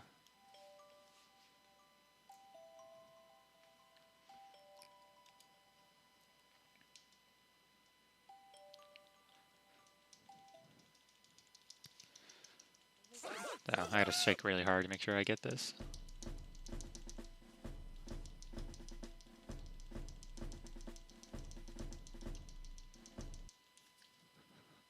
Heck, I was shaking. Come on.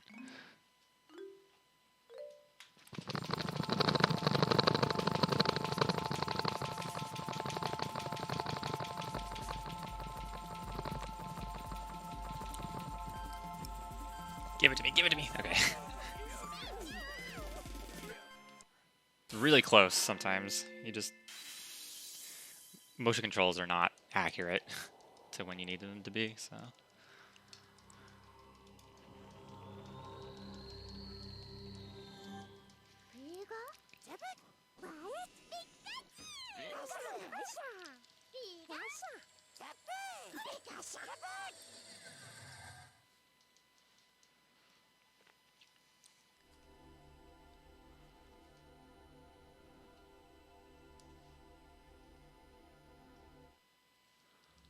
So, welcome to the power zone of Wish Park.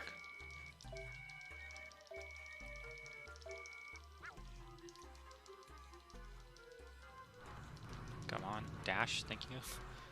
Sometimes Snivy just does not want to react. So here's Haxorus, Hydreigon, and Gothitelle.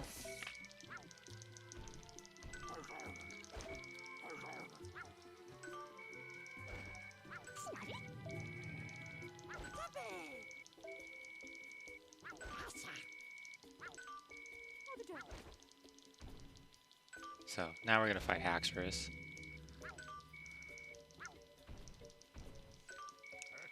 So Haxorus, funnily enough, is a 2-part fight as well.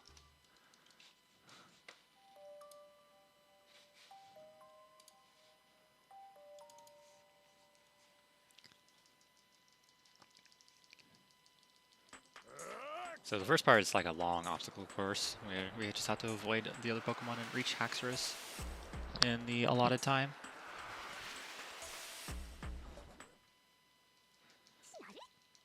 So the best Pokemon to do that is Snivy, because Snivy's fast.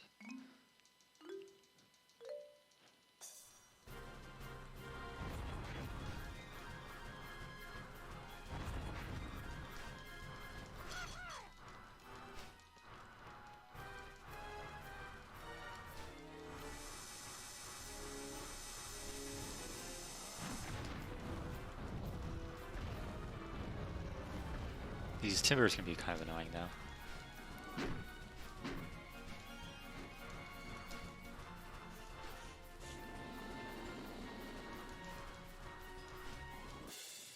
Nice. So the second part, of course, is the fight with Haxorus.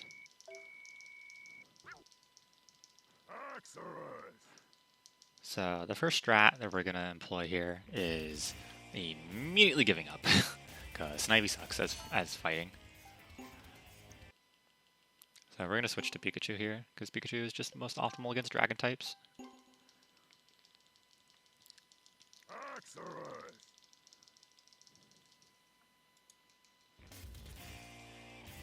So this fight's kind of annoying, because he can just kind of whack you.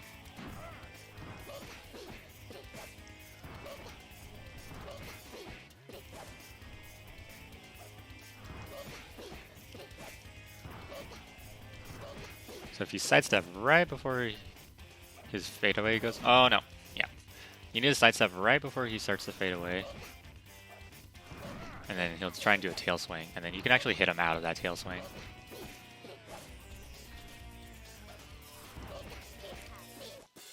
So yeah, that was a little sloppy, but that's okay. There's not an all-park friend run of this game yet, or route. Someday someone might do one. So yeah, you want to sidestep right before the invincibility frames go out, so he'll try and hit you with a dragon tail, and then you can actually hit him before he hits you. But if you're a little too slow, then he'll just whack you with his head. So these guys got played like chumps by Gothitelle. So they're gonna be like, alright, we're gonna take her out. So they start cornering her, and then bam, Shadow Ball. By who? Her master, Darkrai. Dun dun dun. Yep, Darkrai is the main antagonist for the 80% run. And this is a genocide run, so he completely murders Hydreigon.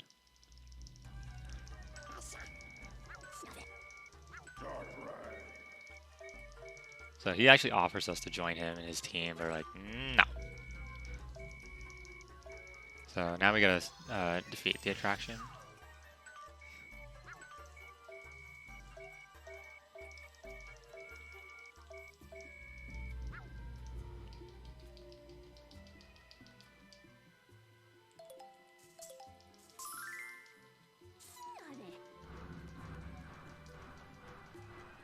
So this is Power Bash.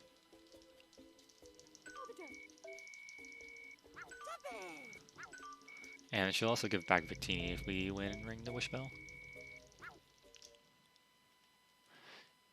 If you say yes, Darkrai will be like, you say yes, but your heart is half-hearted when you say that, or something like that. And he's like, all right, well, you're obviously lying to me, so whatevs. Basically just slower in general. This is Power Bash. This is the easiest attraction. Either to swing when the Pokemon's there, or hit the A button when there are bombs. Like that. It's really easy to get 10,000 points in this game.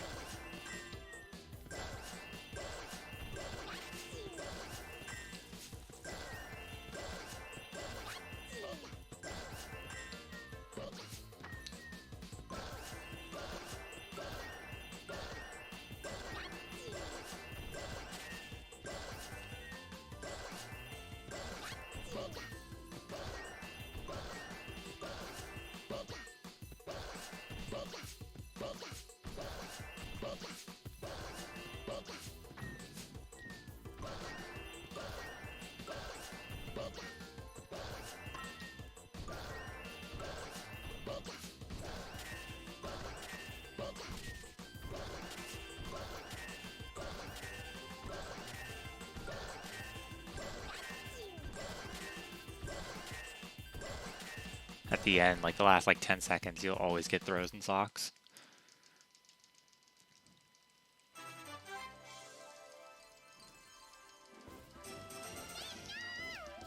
So that's that. Very simple.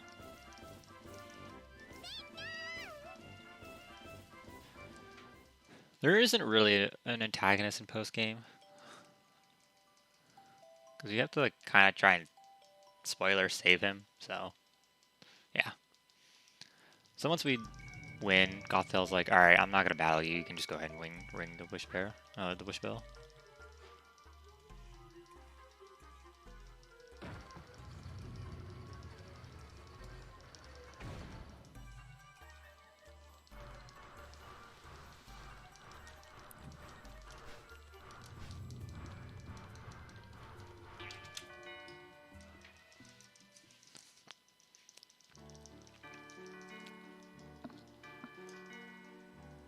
So that is the power zone.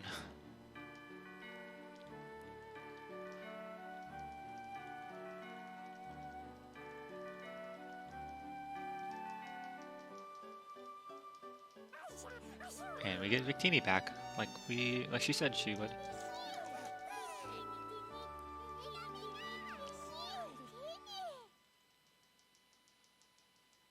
I do not. The current 80% world record for this game is 2:39.06 by Cobral. My current PB is a 2:41.29, which I got just before this run, actually.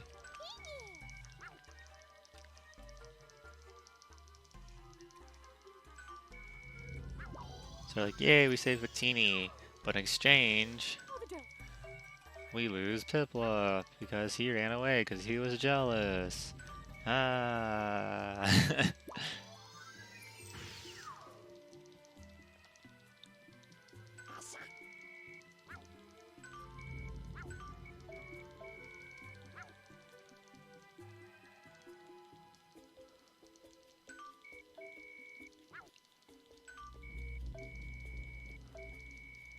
So, we're gonna go back to the Krog area and report this to Tambor.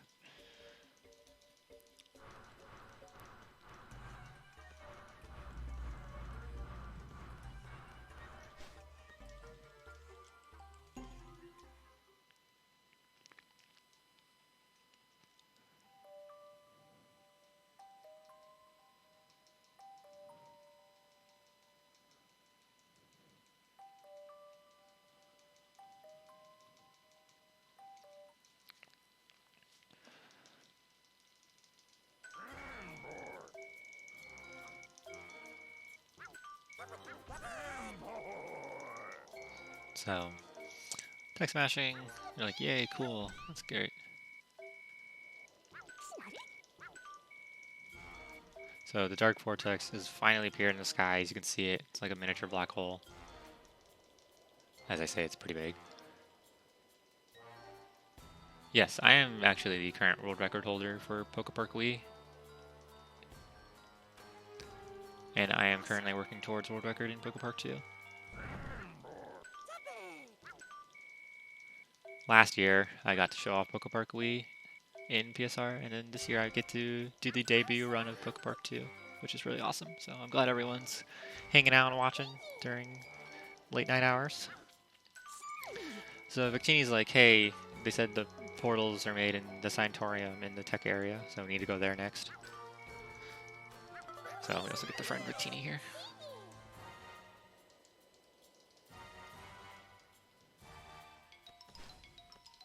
So we're also going to open this gate with Tepe because it's just faster than walking around.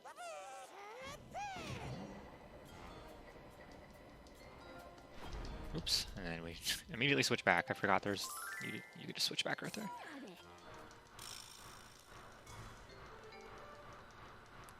So we're going to drift them back to Covetown now so we can get to the tech area. We're also going to upgrade the dash combo for Oshawa once more.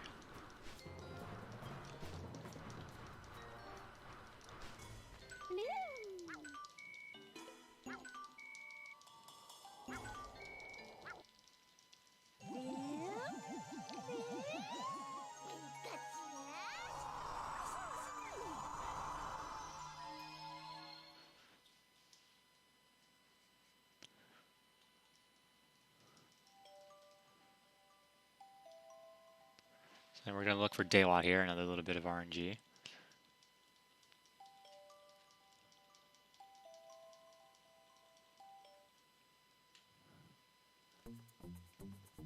I see him way back there, which is kind of unfortunate. At least there's no chance of Blitzel nonsense happening again.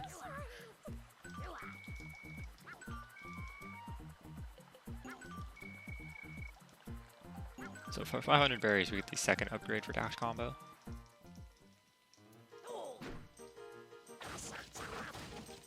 So, very nice. Skills have improved.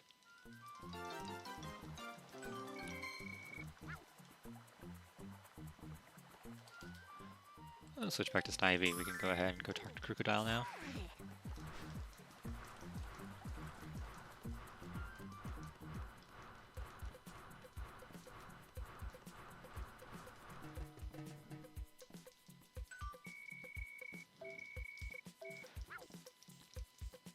So here's the final area. This is the tech area, one of the harder areas, in my opinion, in this run.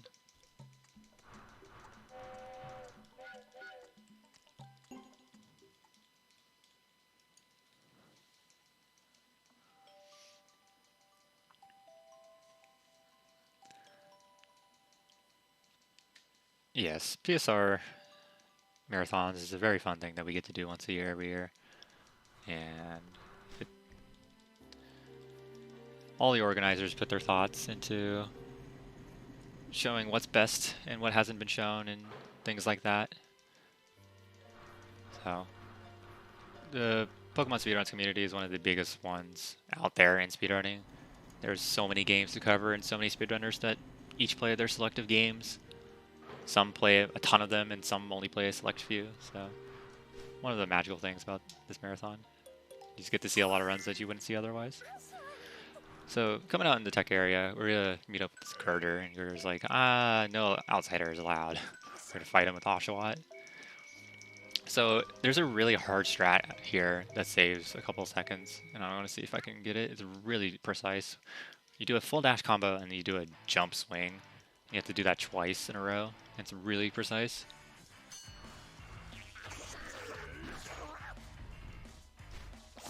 I missed. Alright, I'll do the backup then.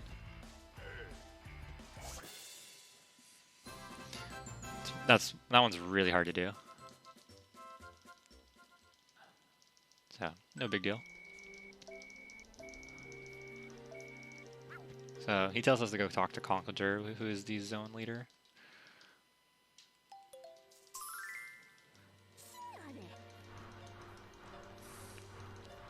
So we're going to dash on down there. Before we talk to him, we're actually going to hit this train cart that has a Thunderbolt sign on it with Pikachu.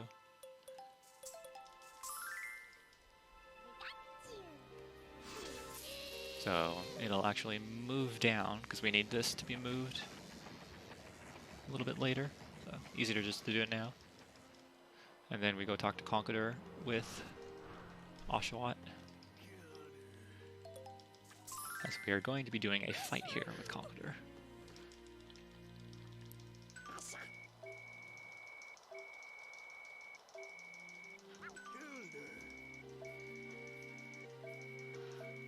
So he's like, I don't want any outsiders, go away. So we have to battle him too. So here to do the strat right, you actually have to go up left first and then up right. Otherwise he won't do the correct attack.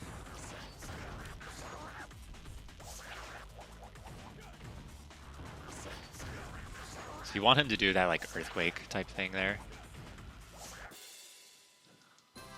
Otherwise he'll like back up and then that just ruins the entire dash combo setup.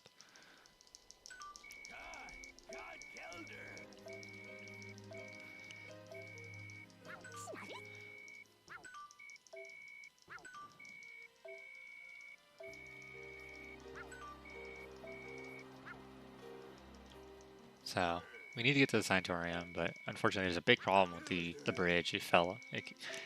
The bridge is not working, or it broke. I wasn't reading the text.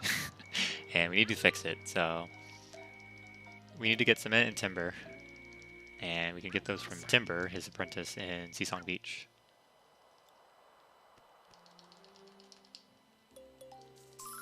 So now we can just drift them over there. This one you can just actually just mash to all the way through, luckily. Don't have the menu down or anything.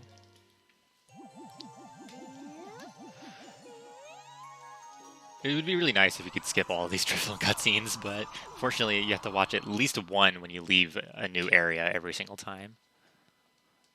But coming up, I'll be able to skip the one from Seasong Beach back to the train depot, because we've already seen it from Seasong Beach. So here I need to turn around and come down here towards the fountain to talk to Timber.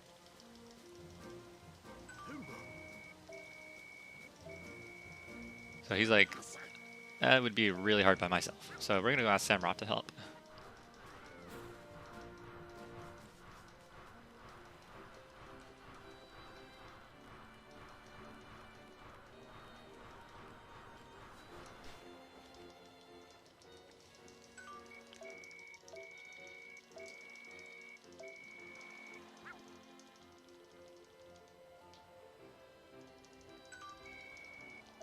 So we have Timber from the Arbor area and Cement from the Crag area. So we've got all the areas to cooperate and get us the materials that we need to fix the Iron Bridge, which is great.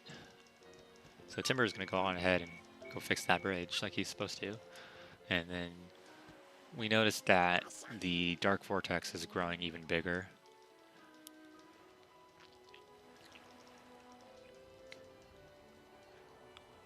So we need to act fast, otherwise the world will be in peril.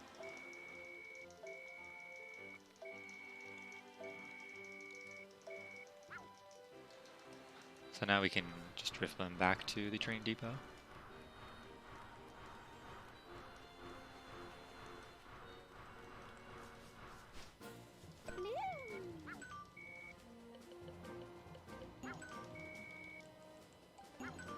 See, this one I can actually skip by mashing plus. Saves a couple of seconds. Wish all of them were like that after the first one, like in PokéPark Wii. Unfortunately, no.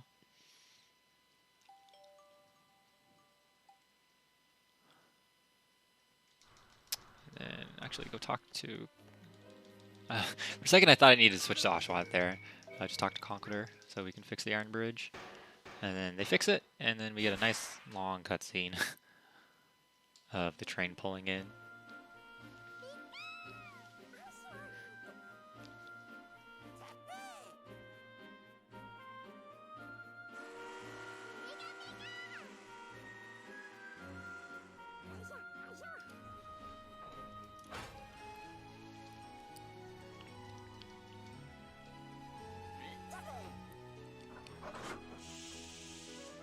So with that, Mawile, Abra, Aselgor, and Voltorb now show up.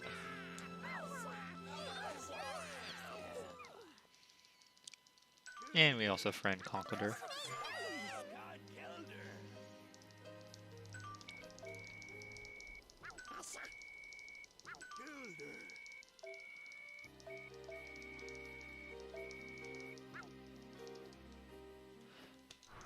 So we need to talk to Girder about finding the entrance, and he's actually up here, and you can just double jump to skip a little bit of walking there, because he's just on the stairs. So we also befriend Girder.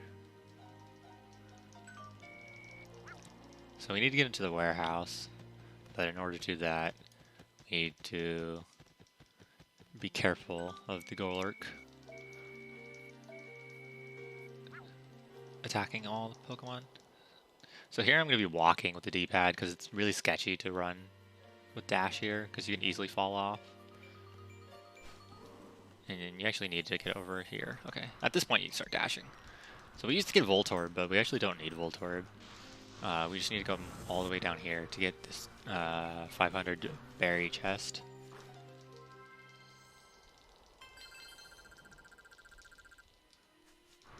And then we can go fight Golurk with Oshawa, as Oshawa is super effective against it. So he changes it from a cannon into his normal form. So the strat here is actually just to wait for him to fly up and turn back into a cannon. because otherwise he'll just completely destroy you. And then here you can just do 2 really simple dash combos.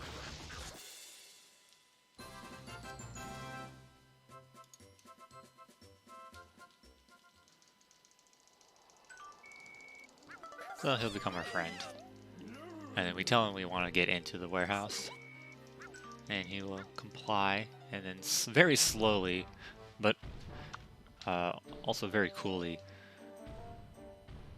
push this train through the door in order to open it. Like this. Boom! That's pretty cool.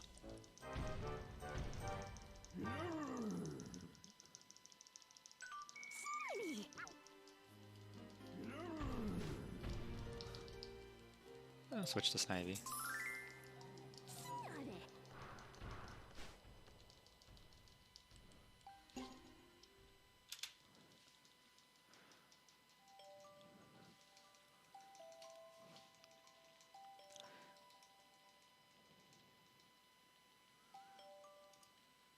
So welcome to the Unaware House. You can see the door hanging off the train there. So Solosis reads our mind. He's like, we're looking for someone. And they can't make the second guess. So this area has a lot of annoying movement that is actually pretty hard. Because if you fall off any of those rafters you see right now in the shot, it's really bad. So we need to get through that door on the 2nd floor in order to reach the Scientorium. So first part of that is getting upstairs and hitting the switch, which completely breaks the lever at the speed we were running in order to turn this bridge in the correct direction.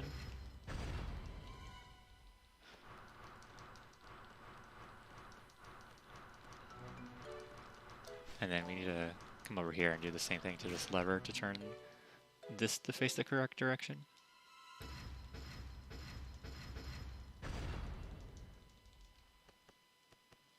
And here I'm going to take just a little slow, just to make sure I'm lined up. And then we need to open this door with Tepig, because that's the only thing Tepig is useful for in this run.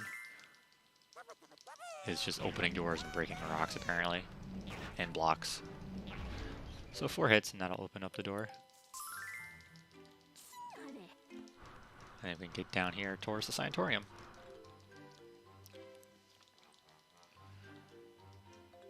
So we see a Clink, Clang, and Clink Kang, one of the best named family of Pokemon, saying, "We are free!" And then they go away. And then we see a Devotion coming up. He's like, "You know what I'm looking for? Boundless Courage." Nope, try again. "I don't care. We want to go to Sanatorium." "Could you be a meanie?" Hey, is that the correct answer? Also a good line there. We need Clink, Clang, and Clink, Clang. So if you noticed, Clink went right, as they're also in the warehouse. So Clink's over here, which is pretty simple.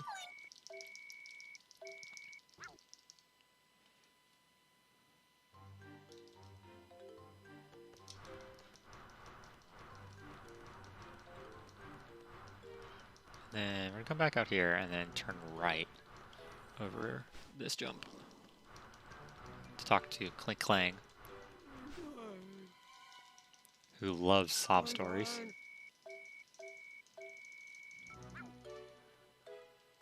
And we're gonna hop over these boxes over here to get another chest worth 500 berries. And it's very important that you don't fall off here without grabbing the chest, because that's a huge time loss if you do.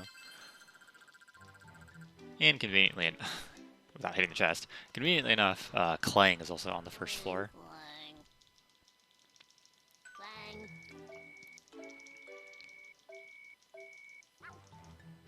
So now we just need to get back up there. If this Garbodor wants to get out of the way, there we go. Go, run, faster, without falling off. Okay, jumped to correct there.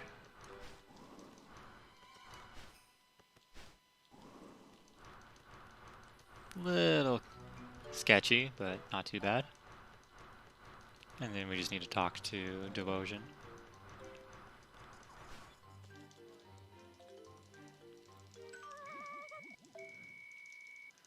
So we need to open that elevator door one last time. So all three of them will go in there and act as gears. And some crazy stuff's happening in there. Kaboom! Clink gets launched out. It's like, nah, I'm finishing the job. And goes back in. I don't know why they wouldn't just leave the door open all the time, but that makes too much sense. And then all three of them will become our friends, which is pretty important, because we need them to open up the portal.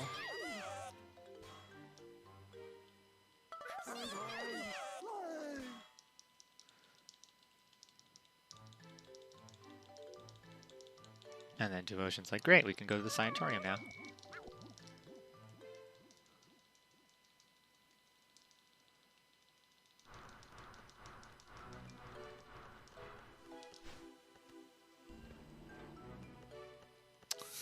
Finicky walls there, but once you just get into the elevator, you can go down to the sanatorium.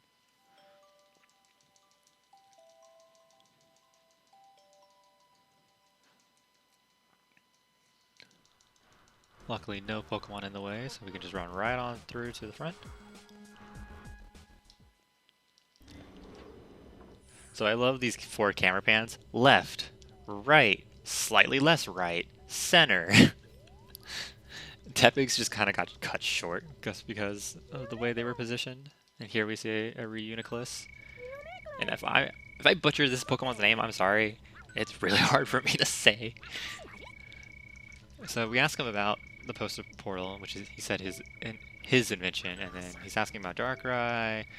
We tell him that the Dark Vortex has appeared, big things are happening, he needs to pay attention.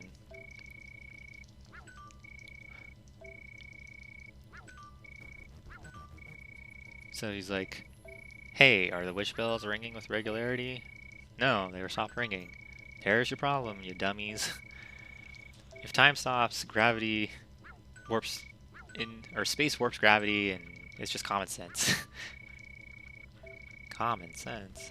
So we need to get a Sidron Collider, or a Citron Collider. No explanation? Funny.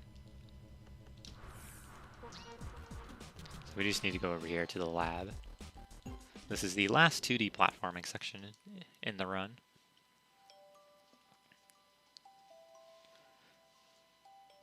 Also a fairly long one. Not as long as the cave, though. This one is also pretty fun to do if you do it fast. The first cycle you need to make is pretty strict, though.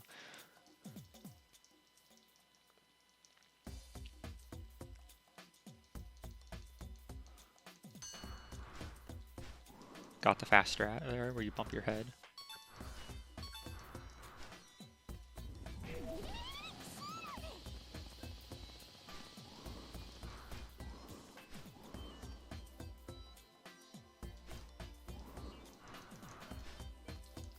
Here we need to switch to Tepig, just so we can break through the block.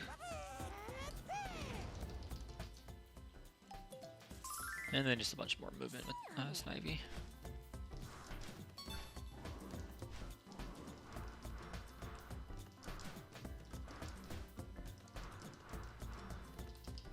Once more, break the block with Tepig.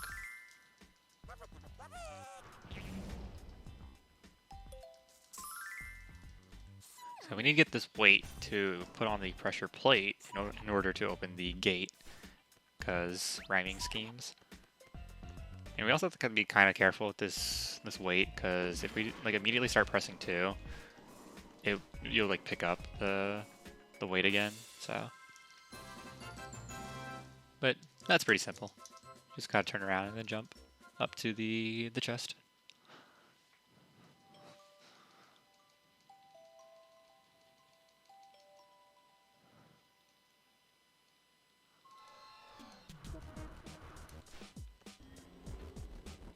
So once you get the Citron Collider, bring this back to Reuniclus. So this portal's gimmick is that small Pokemon are needed because they have big dreams and aspirations. So once again, Shake Fest. number 4.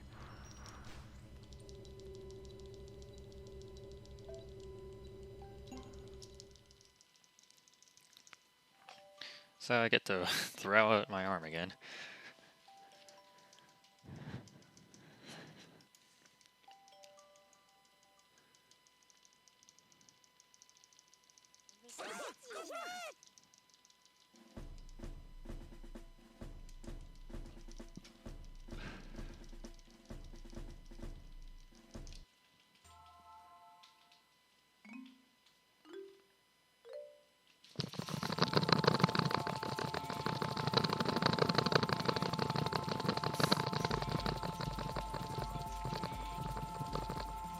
That was probably the best one out of them all.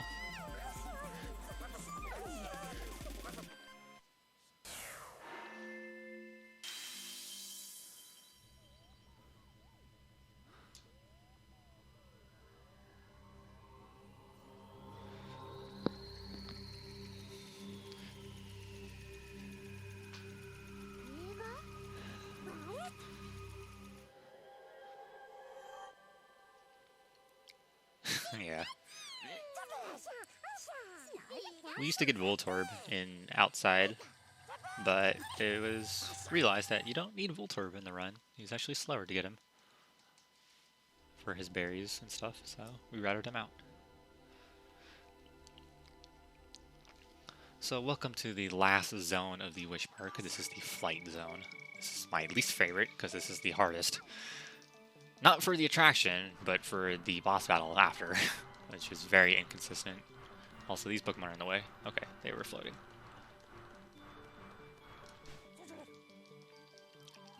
So this is Sigilyph, and he runs the attraction of Flight of Fancy,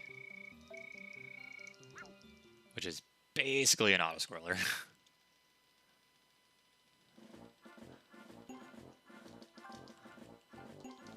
Oh, once again, play with Pikachu.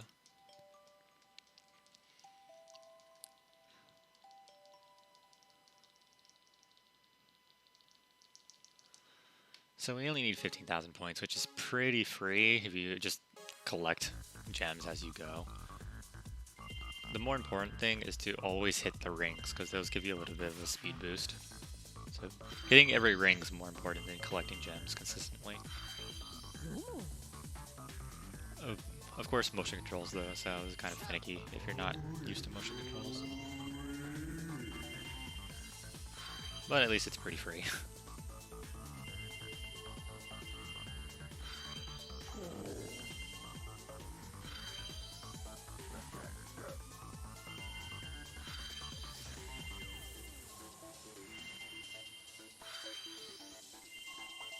You can get 15,000 within your first lap easily.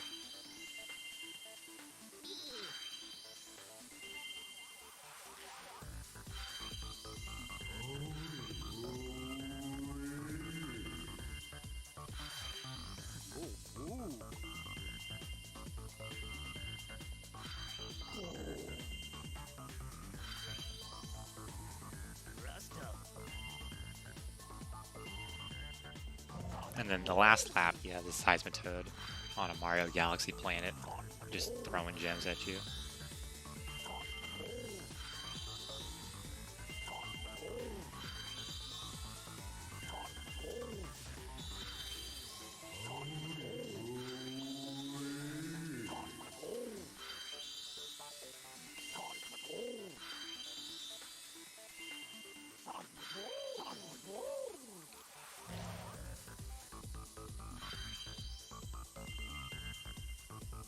Well, that's that. Not too bad.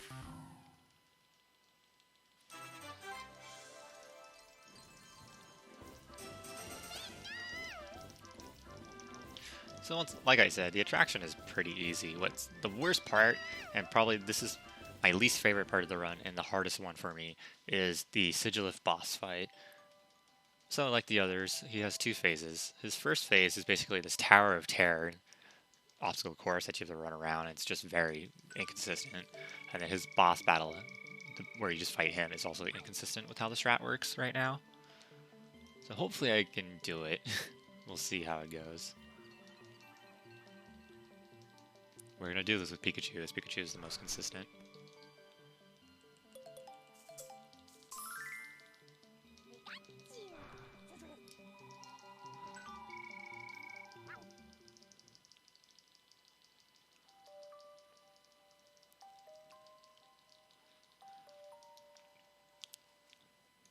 So welcome to Sigilyph's Tower of Terror, as I like to call it. That's not its official name, I just like to call it that because this is awful.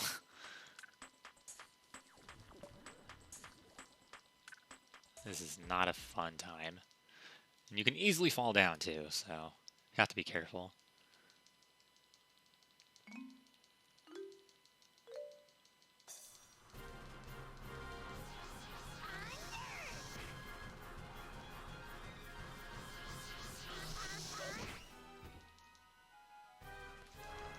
You're almost guaranteed to always get hit by a Poniard there, so... And then here we need to actually defeat this Seismitoad. You have to just do a bunch of dash combos.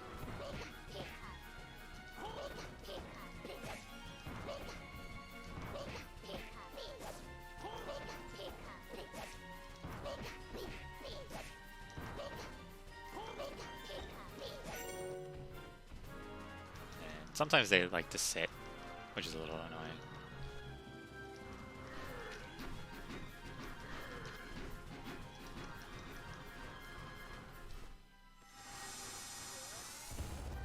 And then you also have to do this with a Druddigon, which is a lot more strict than the Seismitoad is.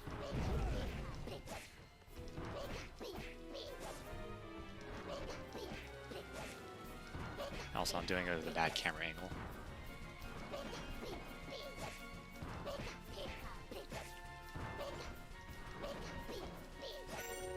Not too bad, though. That was actually pretty good for my standards. Coming up, though, is the single worst fight in the entire game. The Sigilyph fight. This is so inconsistent. I'm going to focus here, not do a lot of commentary.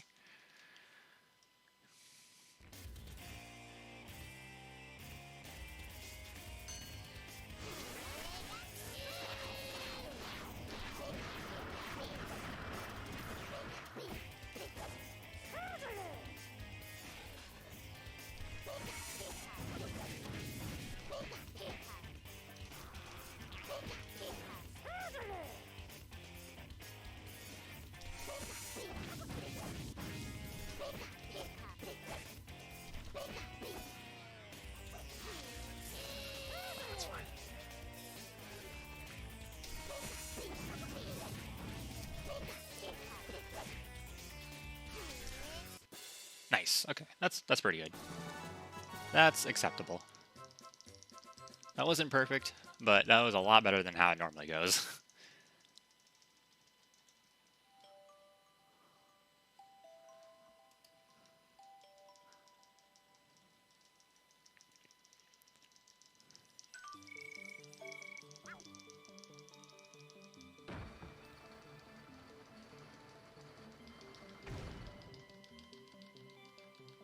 So switch on over to Snivy, and then we just go ring the wish bell.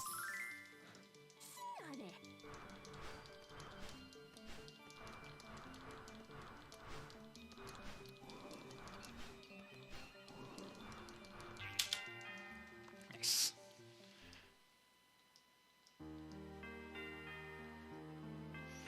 Pretty good, pretty good. Overall content with this.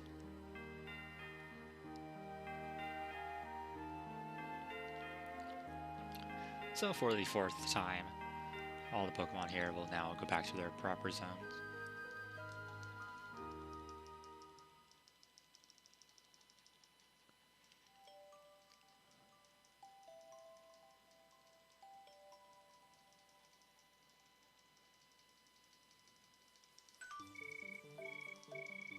So now that we've rung all 4 wish bells, the wish park is now going to come together into one giant park instead of 4 separate areas.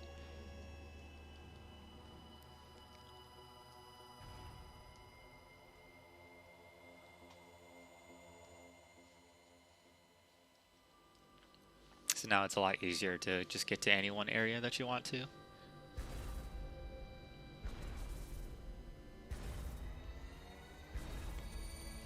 then the sigil in the middle is now activated and has a little bit of light going up.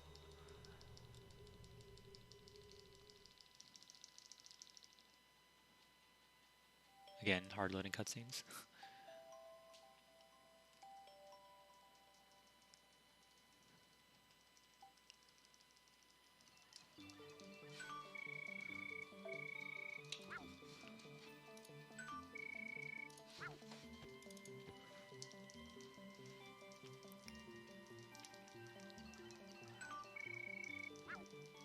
So we just need to go towards the center, which is the entrance right there.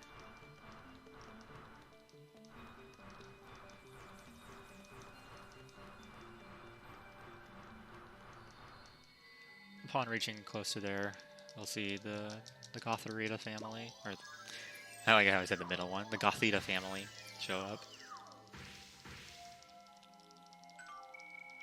And they're basically like, you're just gonna get hecked up by our boss. So now we got to jump around her and then get towards the middle to go to Wish Palace.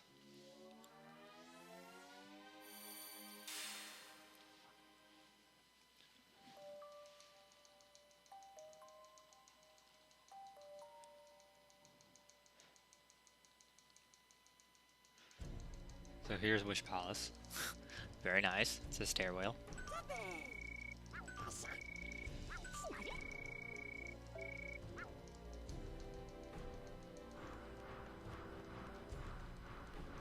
So we see Piplup up here, and we're just going to charge him with Snivy.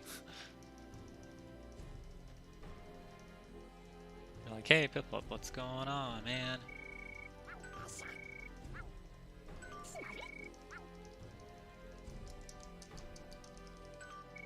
Loads in this game are like anywhere from 10 to 18 seconds, so no, I don't want to play with you forever.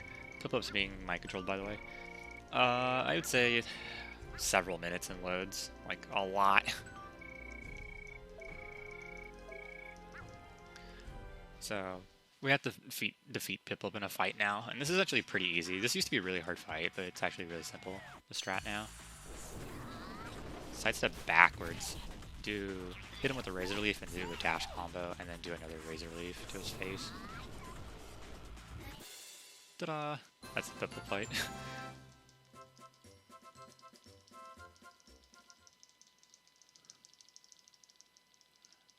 So Piplup realizes his mistake and now just wants to run out away from everyone. Feels bad, Piplup. So we try to run after him, but then Darkrai and crew show up. Darkrai and weirdly shaded Gothitelle and company. I don't know why they look like this in this room. They're just really weirdly shaded.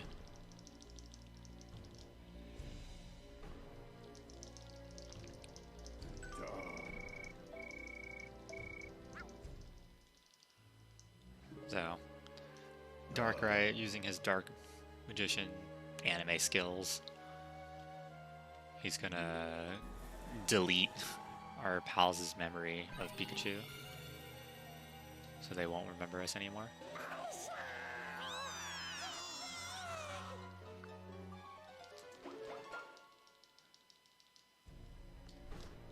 So I just like to do a bunch of full hops here to talk to them. Doesn't really matter what order you... Nice camera. Doesn't really matter what order you talk to them in, as long as you either go left to right or right to left. Because if you talk to Tepig first, then you have to go to the other end, and then the other end. So it's just a little more consistent if you just go left to right or right to left, and I just do it right to left. So he's taking our pal's memory, and we will forever be in a world for one and one alone. So now we get like a 2-minute cutscene. Where he's OP anime skills putting us to sleep.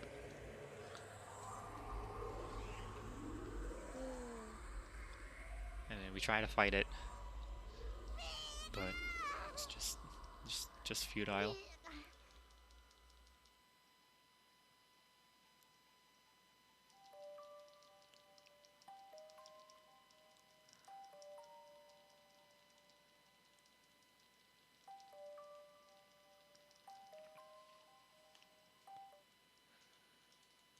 So Pikachu wakes up in the Cove Town. The sky is gray, the world's gray, full, devoid of color. There's no one to be seen. He looks around. He's desperately trying to find someone. Everyone raise your Pika thumbs, man. It's sad. Can't find anyone. He's in a world for one and one alone. Desperately trying to find someone. Anyone.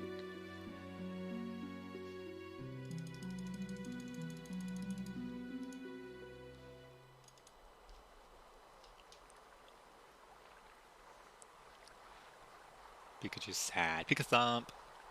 Pika thump.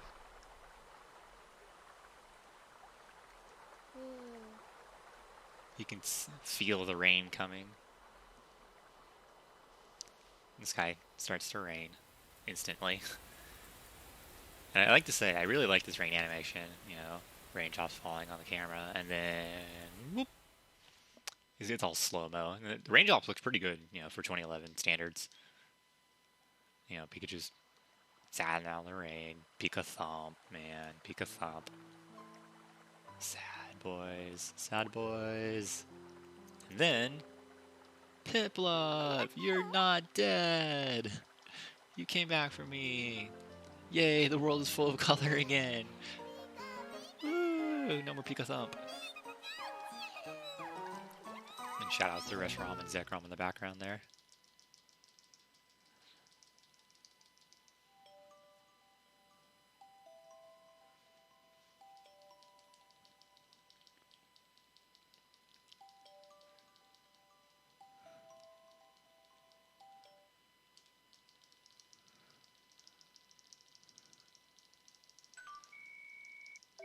Piplup, he's like, oh, I'm all sad, and then 2 big Pokemon carried me here to you. Then he's like, go find Oshawa, the place where we first became friends. I need to go somewhere else. There's other things I need to be doing. We'll meet again. Anime. So now we gotta go back to Seasong Beach and meet up with Oshawa. So during this time, after post Darkrai messing you up, you cannot use Drifblim. Drifblim will straight up refuse to fly. They'll be like, no. The skies look too bad, so I'm not gonna fly.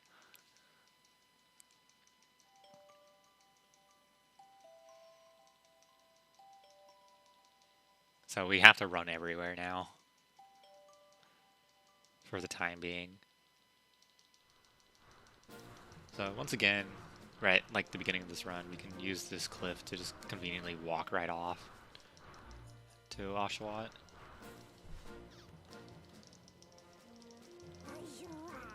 He's like, I don't know, man, I just can't remember. Just can't remember. So we challenge him to a battle.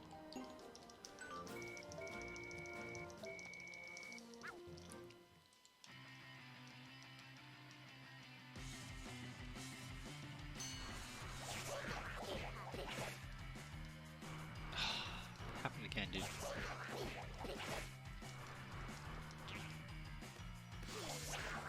I got hacked up! That fight, for some reason, has been giving me a bit of trouble lately. I don't know why.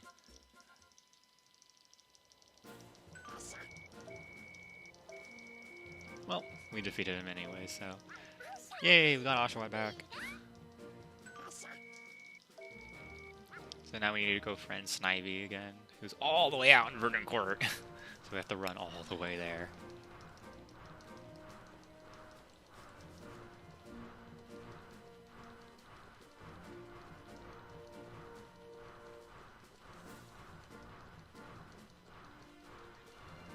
So we're just running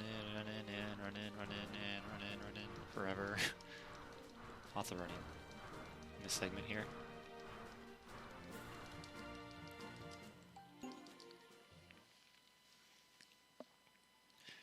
This game would not be nearly as bad if just the loads weren't just innately horrible. These have some of the worst loads in any game I've ever seen. Just off the console it's supposed to be played on. It's ridiculous. So before we go to the Arbor area, we are going to get the final upgrade for... Hello, where is Daywat? Oh, there he is. For Oshawa's dash combo.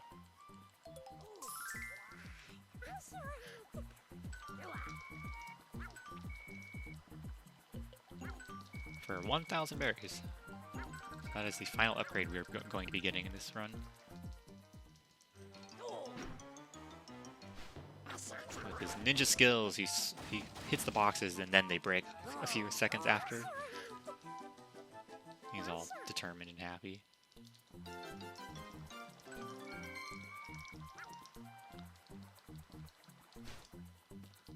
Alright, so now we can go onto the Arbor Zone, Arbor area, and go meet up with Snivy again.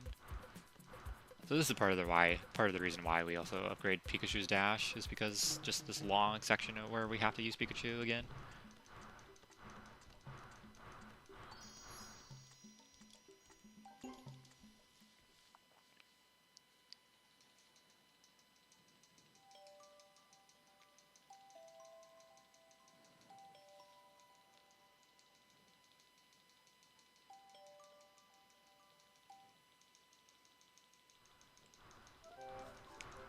So luckily Mankey wasn't a big deal this run. Normally you have to watch out for Mankey. He likes to roam around in a pretty pretty fast-paced walker. And if he gets too close to you, he'll initiate a conversation with you, and he'll be like, "Man, why are you in my way? I'm gonna hit you." And then he just starts to fight with you, which just wastes a ton of time. So if you ever see a Mankey coming towards you, you usually just want to jump immediately so he doesn't get near you, or you just avoid that cutscene, even though it wastes a couple seconds to jump.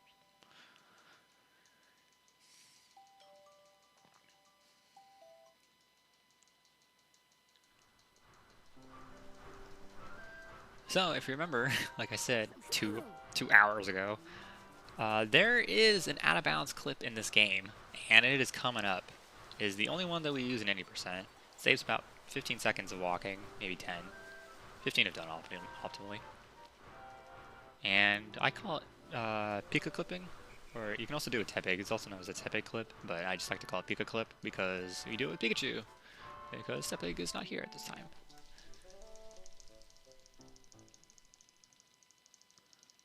So here's Snivy, we just need to beat her in a chase again. This chase kind of sucks, but at least we're a little bit faster. And just do the same strat again, jump upright and then do the shake sprint. Easy peasy.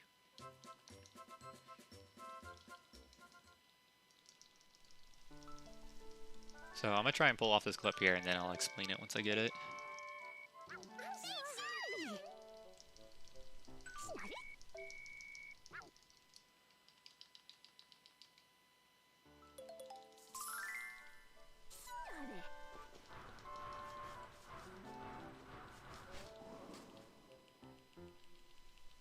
Ah.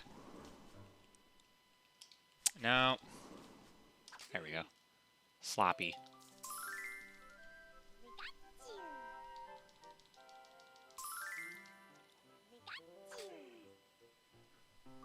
And that's the clip.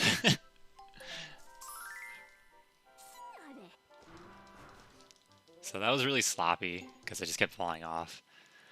So the idea behind the clip is you get up on the ledge there and then you switch to Pikachu or Tepig, and when Pikachu is standing on a higher Y level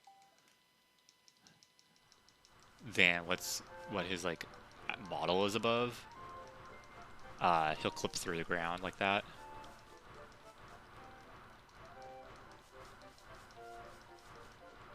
So, and you have to use Snivy to jump up on that ledge because you have to double jump up there. So you want to like walk back towards the ledge with Snivy, and then you have to buffer it with Pikachu.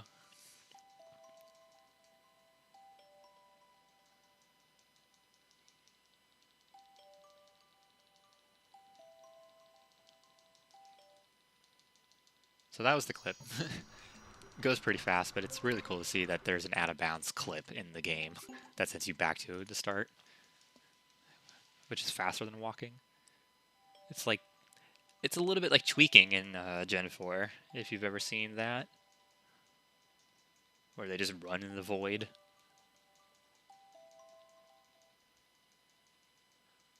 So last but not least, we need to go refriend Tepig, our final pal.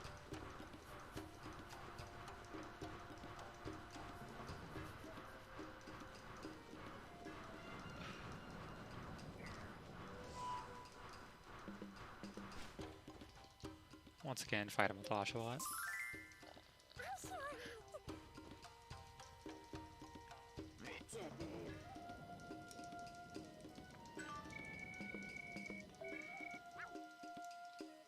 Yes, we're gonna challenge you to a battle. So once again, just a dash combo and then swing the Wiimote. Even with a fully upgraded dash combo, you won't be able to beat Tepig in one shot. So you have to go up and chase him with the swing.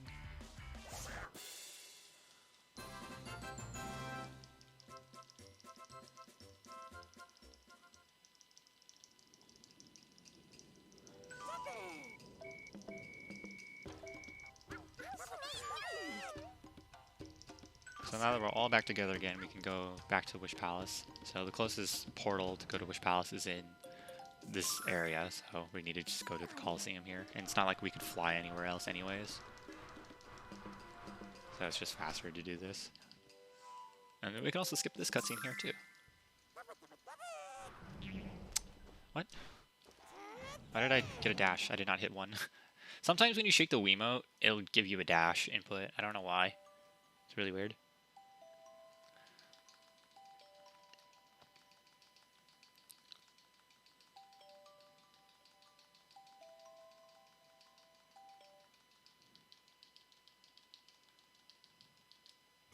So switch back to Snivy, and then we just need to run all the way towards the portal. This is the final time we need to play the Shake the Wiimote minigame. Thank God. You have to do it 5 whole times in a run. Luckily, once you beat the game and get to post-game, nice Glaceon RNG, dude. I could not avoid that. Once you beat the game and get into post-game, you actually are not required to play the game. You can if you want to, but it's like, alright, do you just want to go, or do you want to play the little mini game? And you would just say no, because it's slow.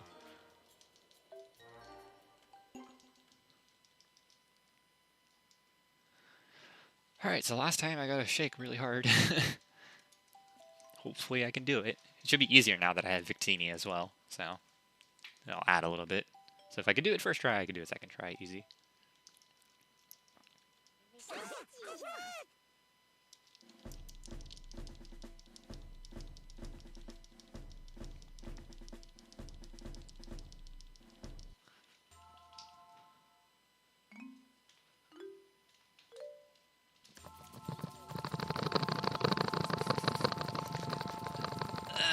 Come on.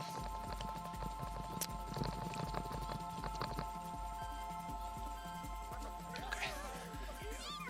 That's what I mean. If you can go for a high score if you want to, but it'll give you the option to just not play the game and just go straight to Wish Park, which you would do in a run. Also, you could skip this cutscene. I always forget that you could skip this cutscene right here of entering the portal. Every single time I forget about that. So now we just need to go back to the center and enter Wish Palace.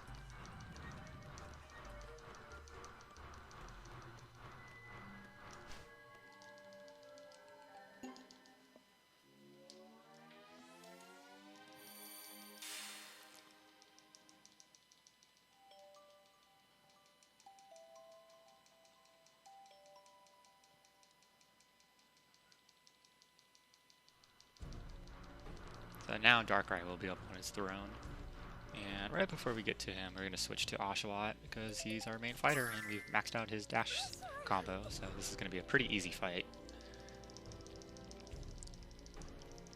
Like almost all bosses, this one has 2 phases. So the first phase is actually just a normal fight.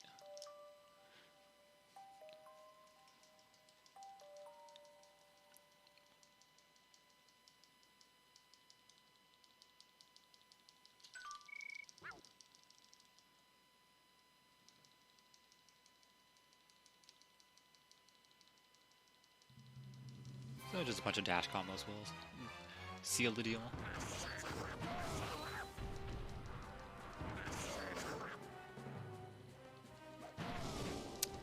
I sidestepped a little too soon there.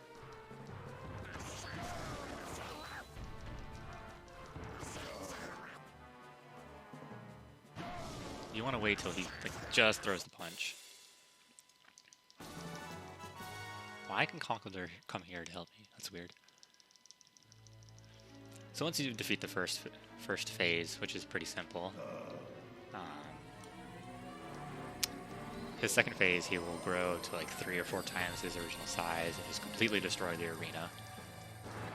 Become a giant mob fight.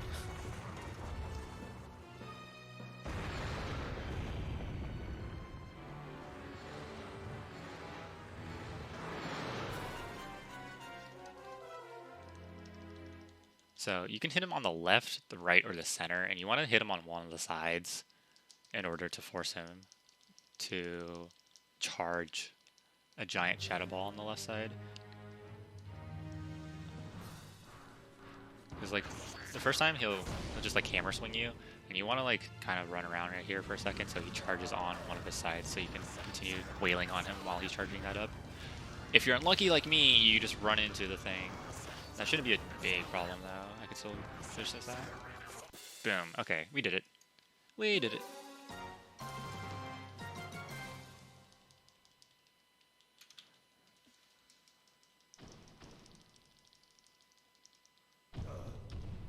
So we are nearing the end of the run here.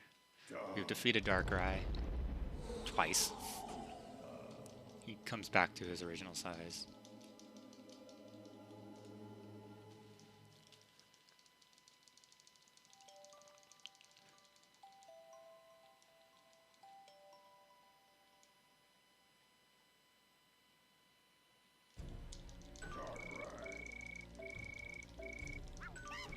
So he's confused as why we're interfering, but then Gothita tells him that PokéPark is in trouble, so we need to go outside as well. So switch back over to Snivy here and run outside.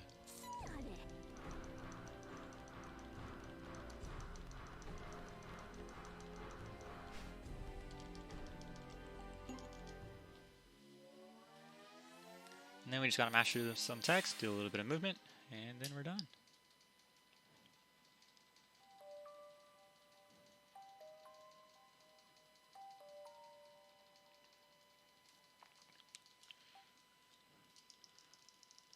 So we see that the Dark Vortex is now the size of a giant black hole, killing everything. You can already see it's starting to suck up part of the cake zone in the background.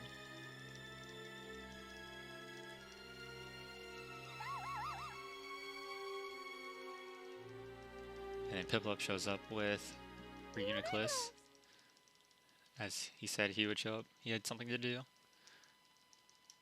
More hard loads and cutscenes. Please stop.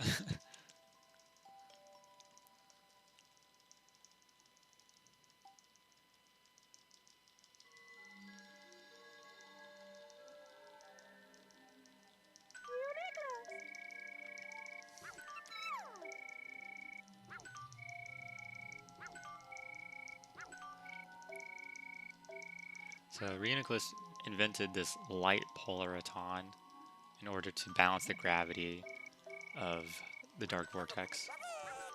So we need to ring all 4 wish spells at the same time, and then someone needs to carry it into the center of the vortex. However, the person who carries it into the center of the vortex has a 1,000,000,000,000 to 1 odds of making it back safely, but we gotta do something, so...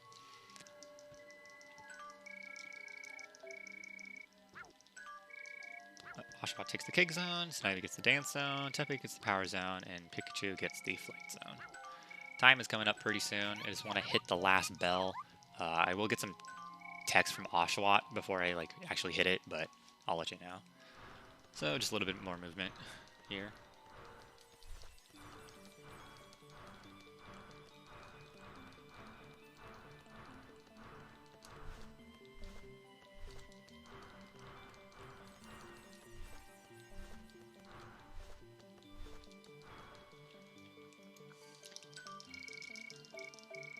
Alright, ready? And... time. So there you have it. That is the debut run of PokéPark 2 Wonders Beyond any percent. On my side, I ended it with a 2:40.36. I know the marathon streams probably will be a little bit behind that, but yeah, that's actually a PB for me. 2:40.36. I PB'd by a little over 50 seconds there. World record right now is a 2:39.06, so not quite world record, but it's a very good run. Very good. I'm glad I got to showcase such a good run for a marathon like that. And then just the rest of the game, you know, cutscene. You have 7.5 minutes worth of credits. It's ridiculous. Coming up next, we have Pokemon Blue Catch-em-all by Crazy Dan. Yeah, so Crazy Dan isn't here yet, so I think we'll just let you play the credits for now, seeing as we're 20 minutes ahead of schedule. Right on. We get to watch 7.5 minutes worth of credits. After that, we'll go to the intermission music and see how it happens from there. Yep, right on. So, here's the credits. It's all sad. We're trying to save on Oshawa, let's go. No, it's sad. And then Snivy and Tepid get taken away by the gravity, so they're ripped now too. We're holding on for dear life for Piplup. Can't let go. No, we let go. Pika Thump. And then Pikachu gets determined. He's like, I must save everyone. So he crawls to the light Pulverton held by Reuniclus. He's almost there. He's about to grab it. And then Darkrai's like, nope. Because, you know, he's not affected by gravity or anything. So he takes the light Pulverton. Reuniclus gets flown away. Pikachu's about to fly off into space. He's holding onto the ground somehow.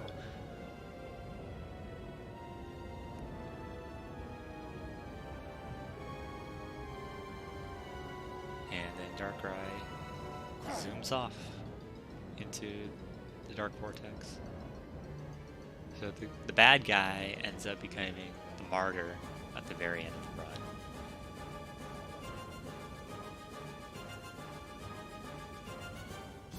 Boom.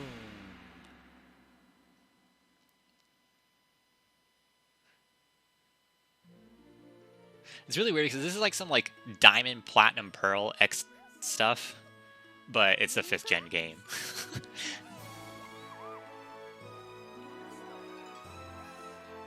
And then, you know, everyone gets released, all the light particles come flying out, they're all affected by gravity, so they're just like floating midair. Yay, everyone's saved.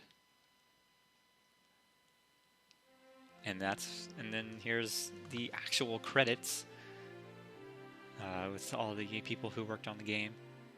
And then you get to see like these postcard screenshots of all the Pokemon in the game. If they're colored in, that means you friended them in that run. If they're kind of blacked out, that means you either didn't meet them or you never friended them. So it just goes through all the various zones and screenshots of different groups of Pokemon.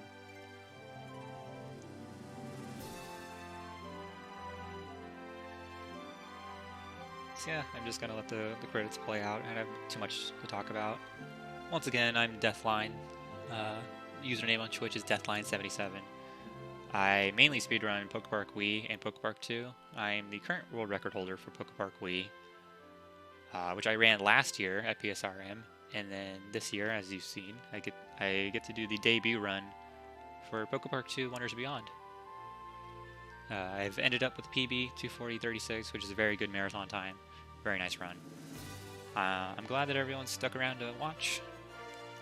Right now, it's, you know, graveyard hours for those in North America, South America, but, you know, other time zones in the world. Lots of people who run this game, lots of viewers. So glad everyone's here to watch. Once again, coming up next, we have Pokemon Blue Catch-em-all by Crazy Dan.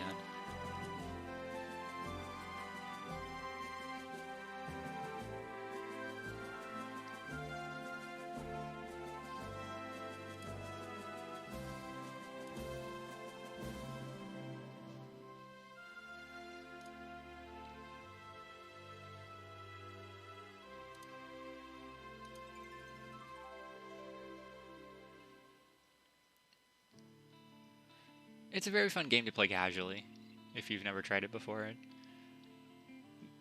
Usually you can find a copy around 30 or so USD, well, you know, on eBay or Amazon. So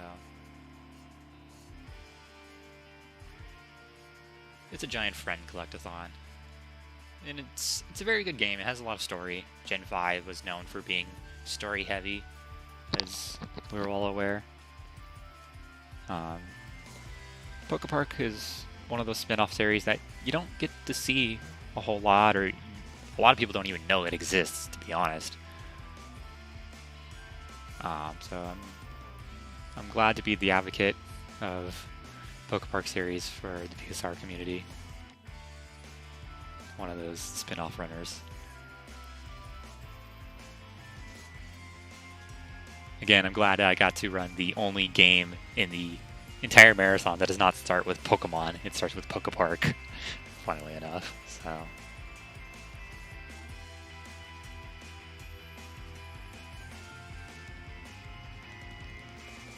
credits are almost done now. They're just ending up.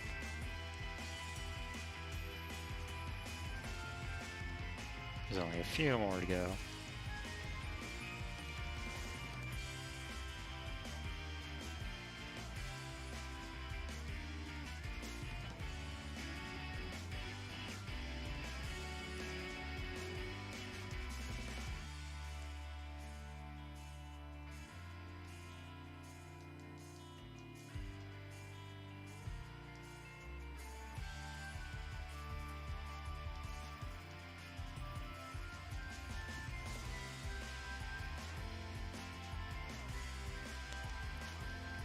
So if I can very quickly, once this finally ends, so many credits, very long credits for a game.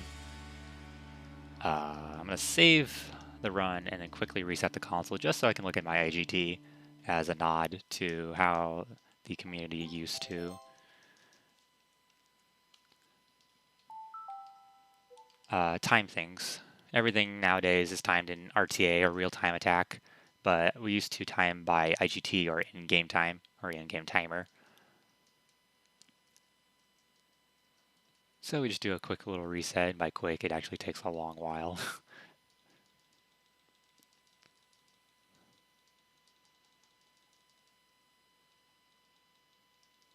Come on, come on, we're almost there.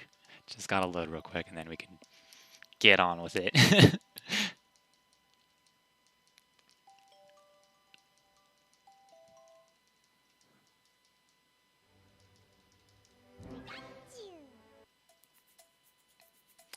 .248 IGT. So yeah, it's about 7.5 minutes, which makes sense. So. Okay, well, in the meantime, we have been able to get Crazy Dan set up, so we can go to the intermission screen and get his run put in the layout, and then we'll be ready to go for the next run. Yep. Thanks everyone for watching. I'm Deathline, and be sure to watch Pokemon Blue by Crazy Dan. Okay, thank you, Deathline.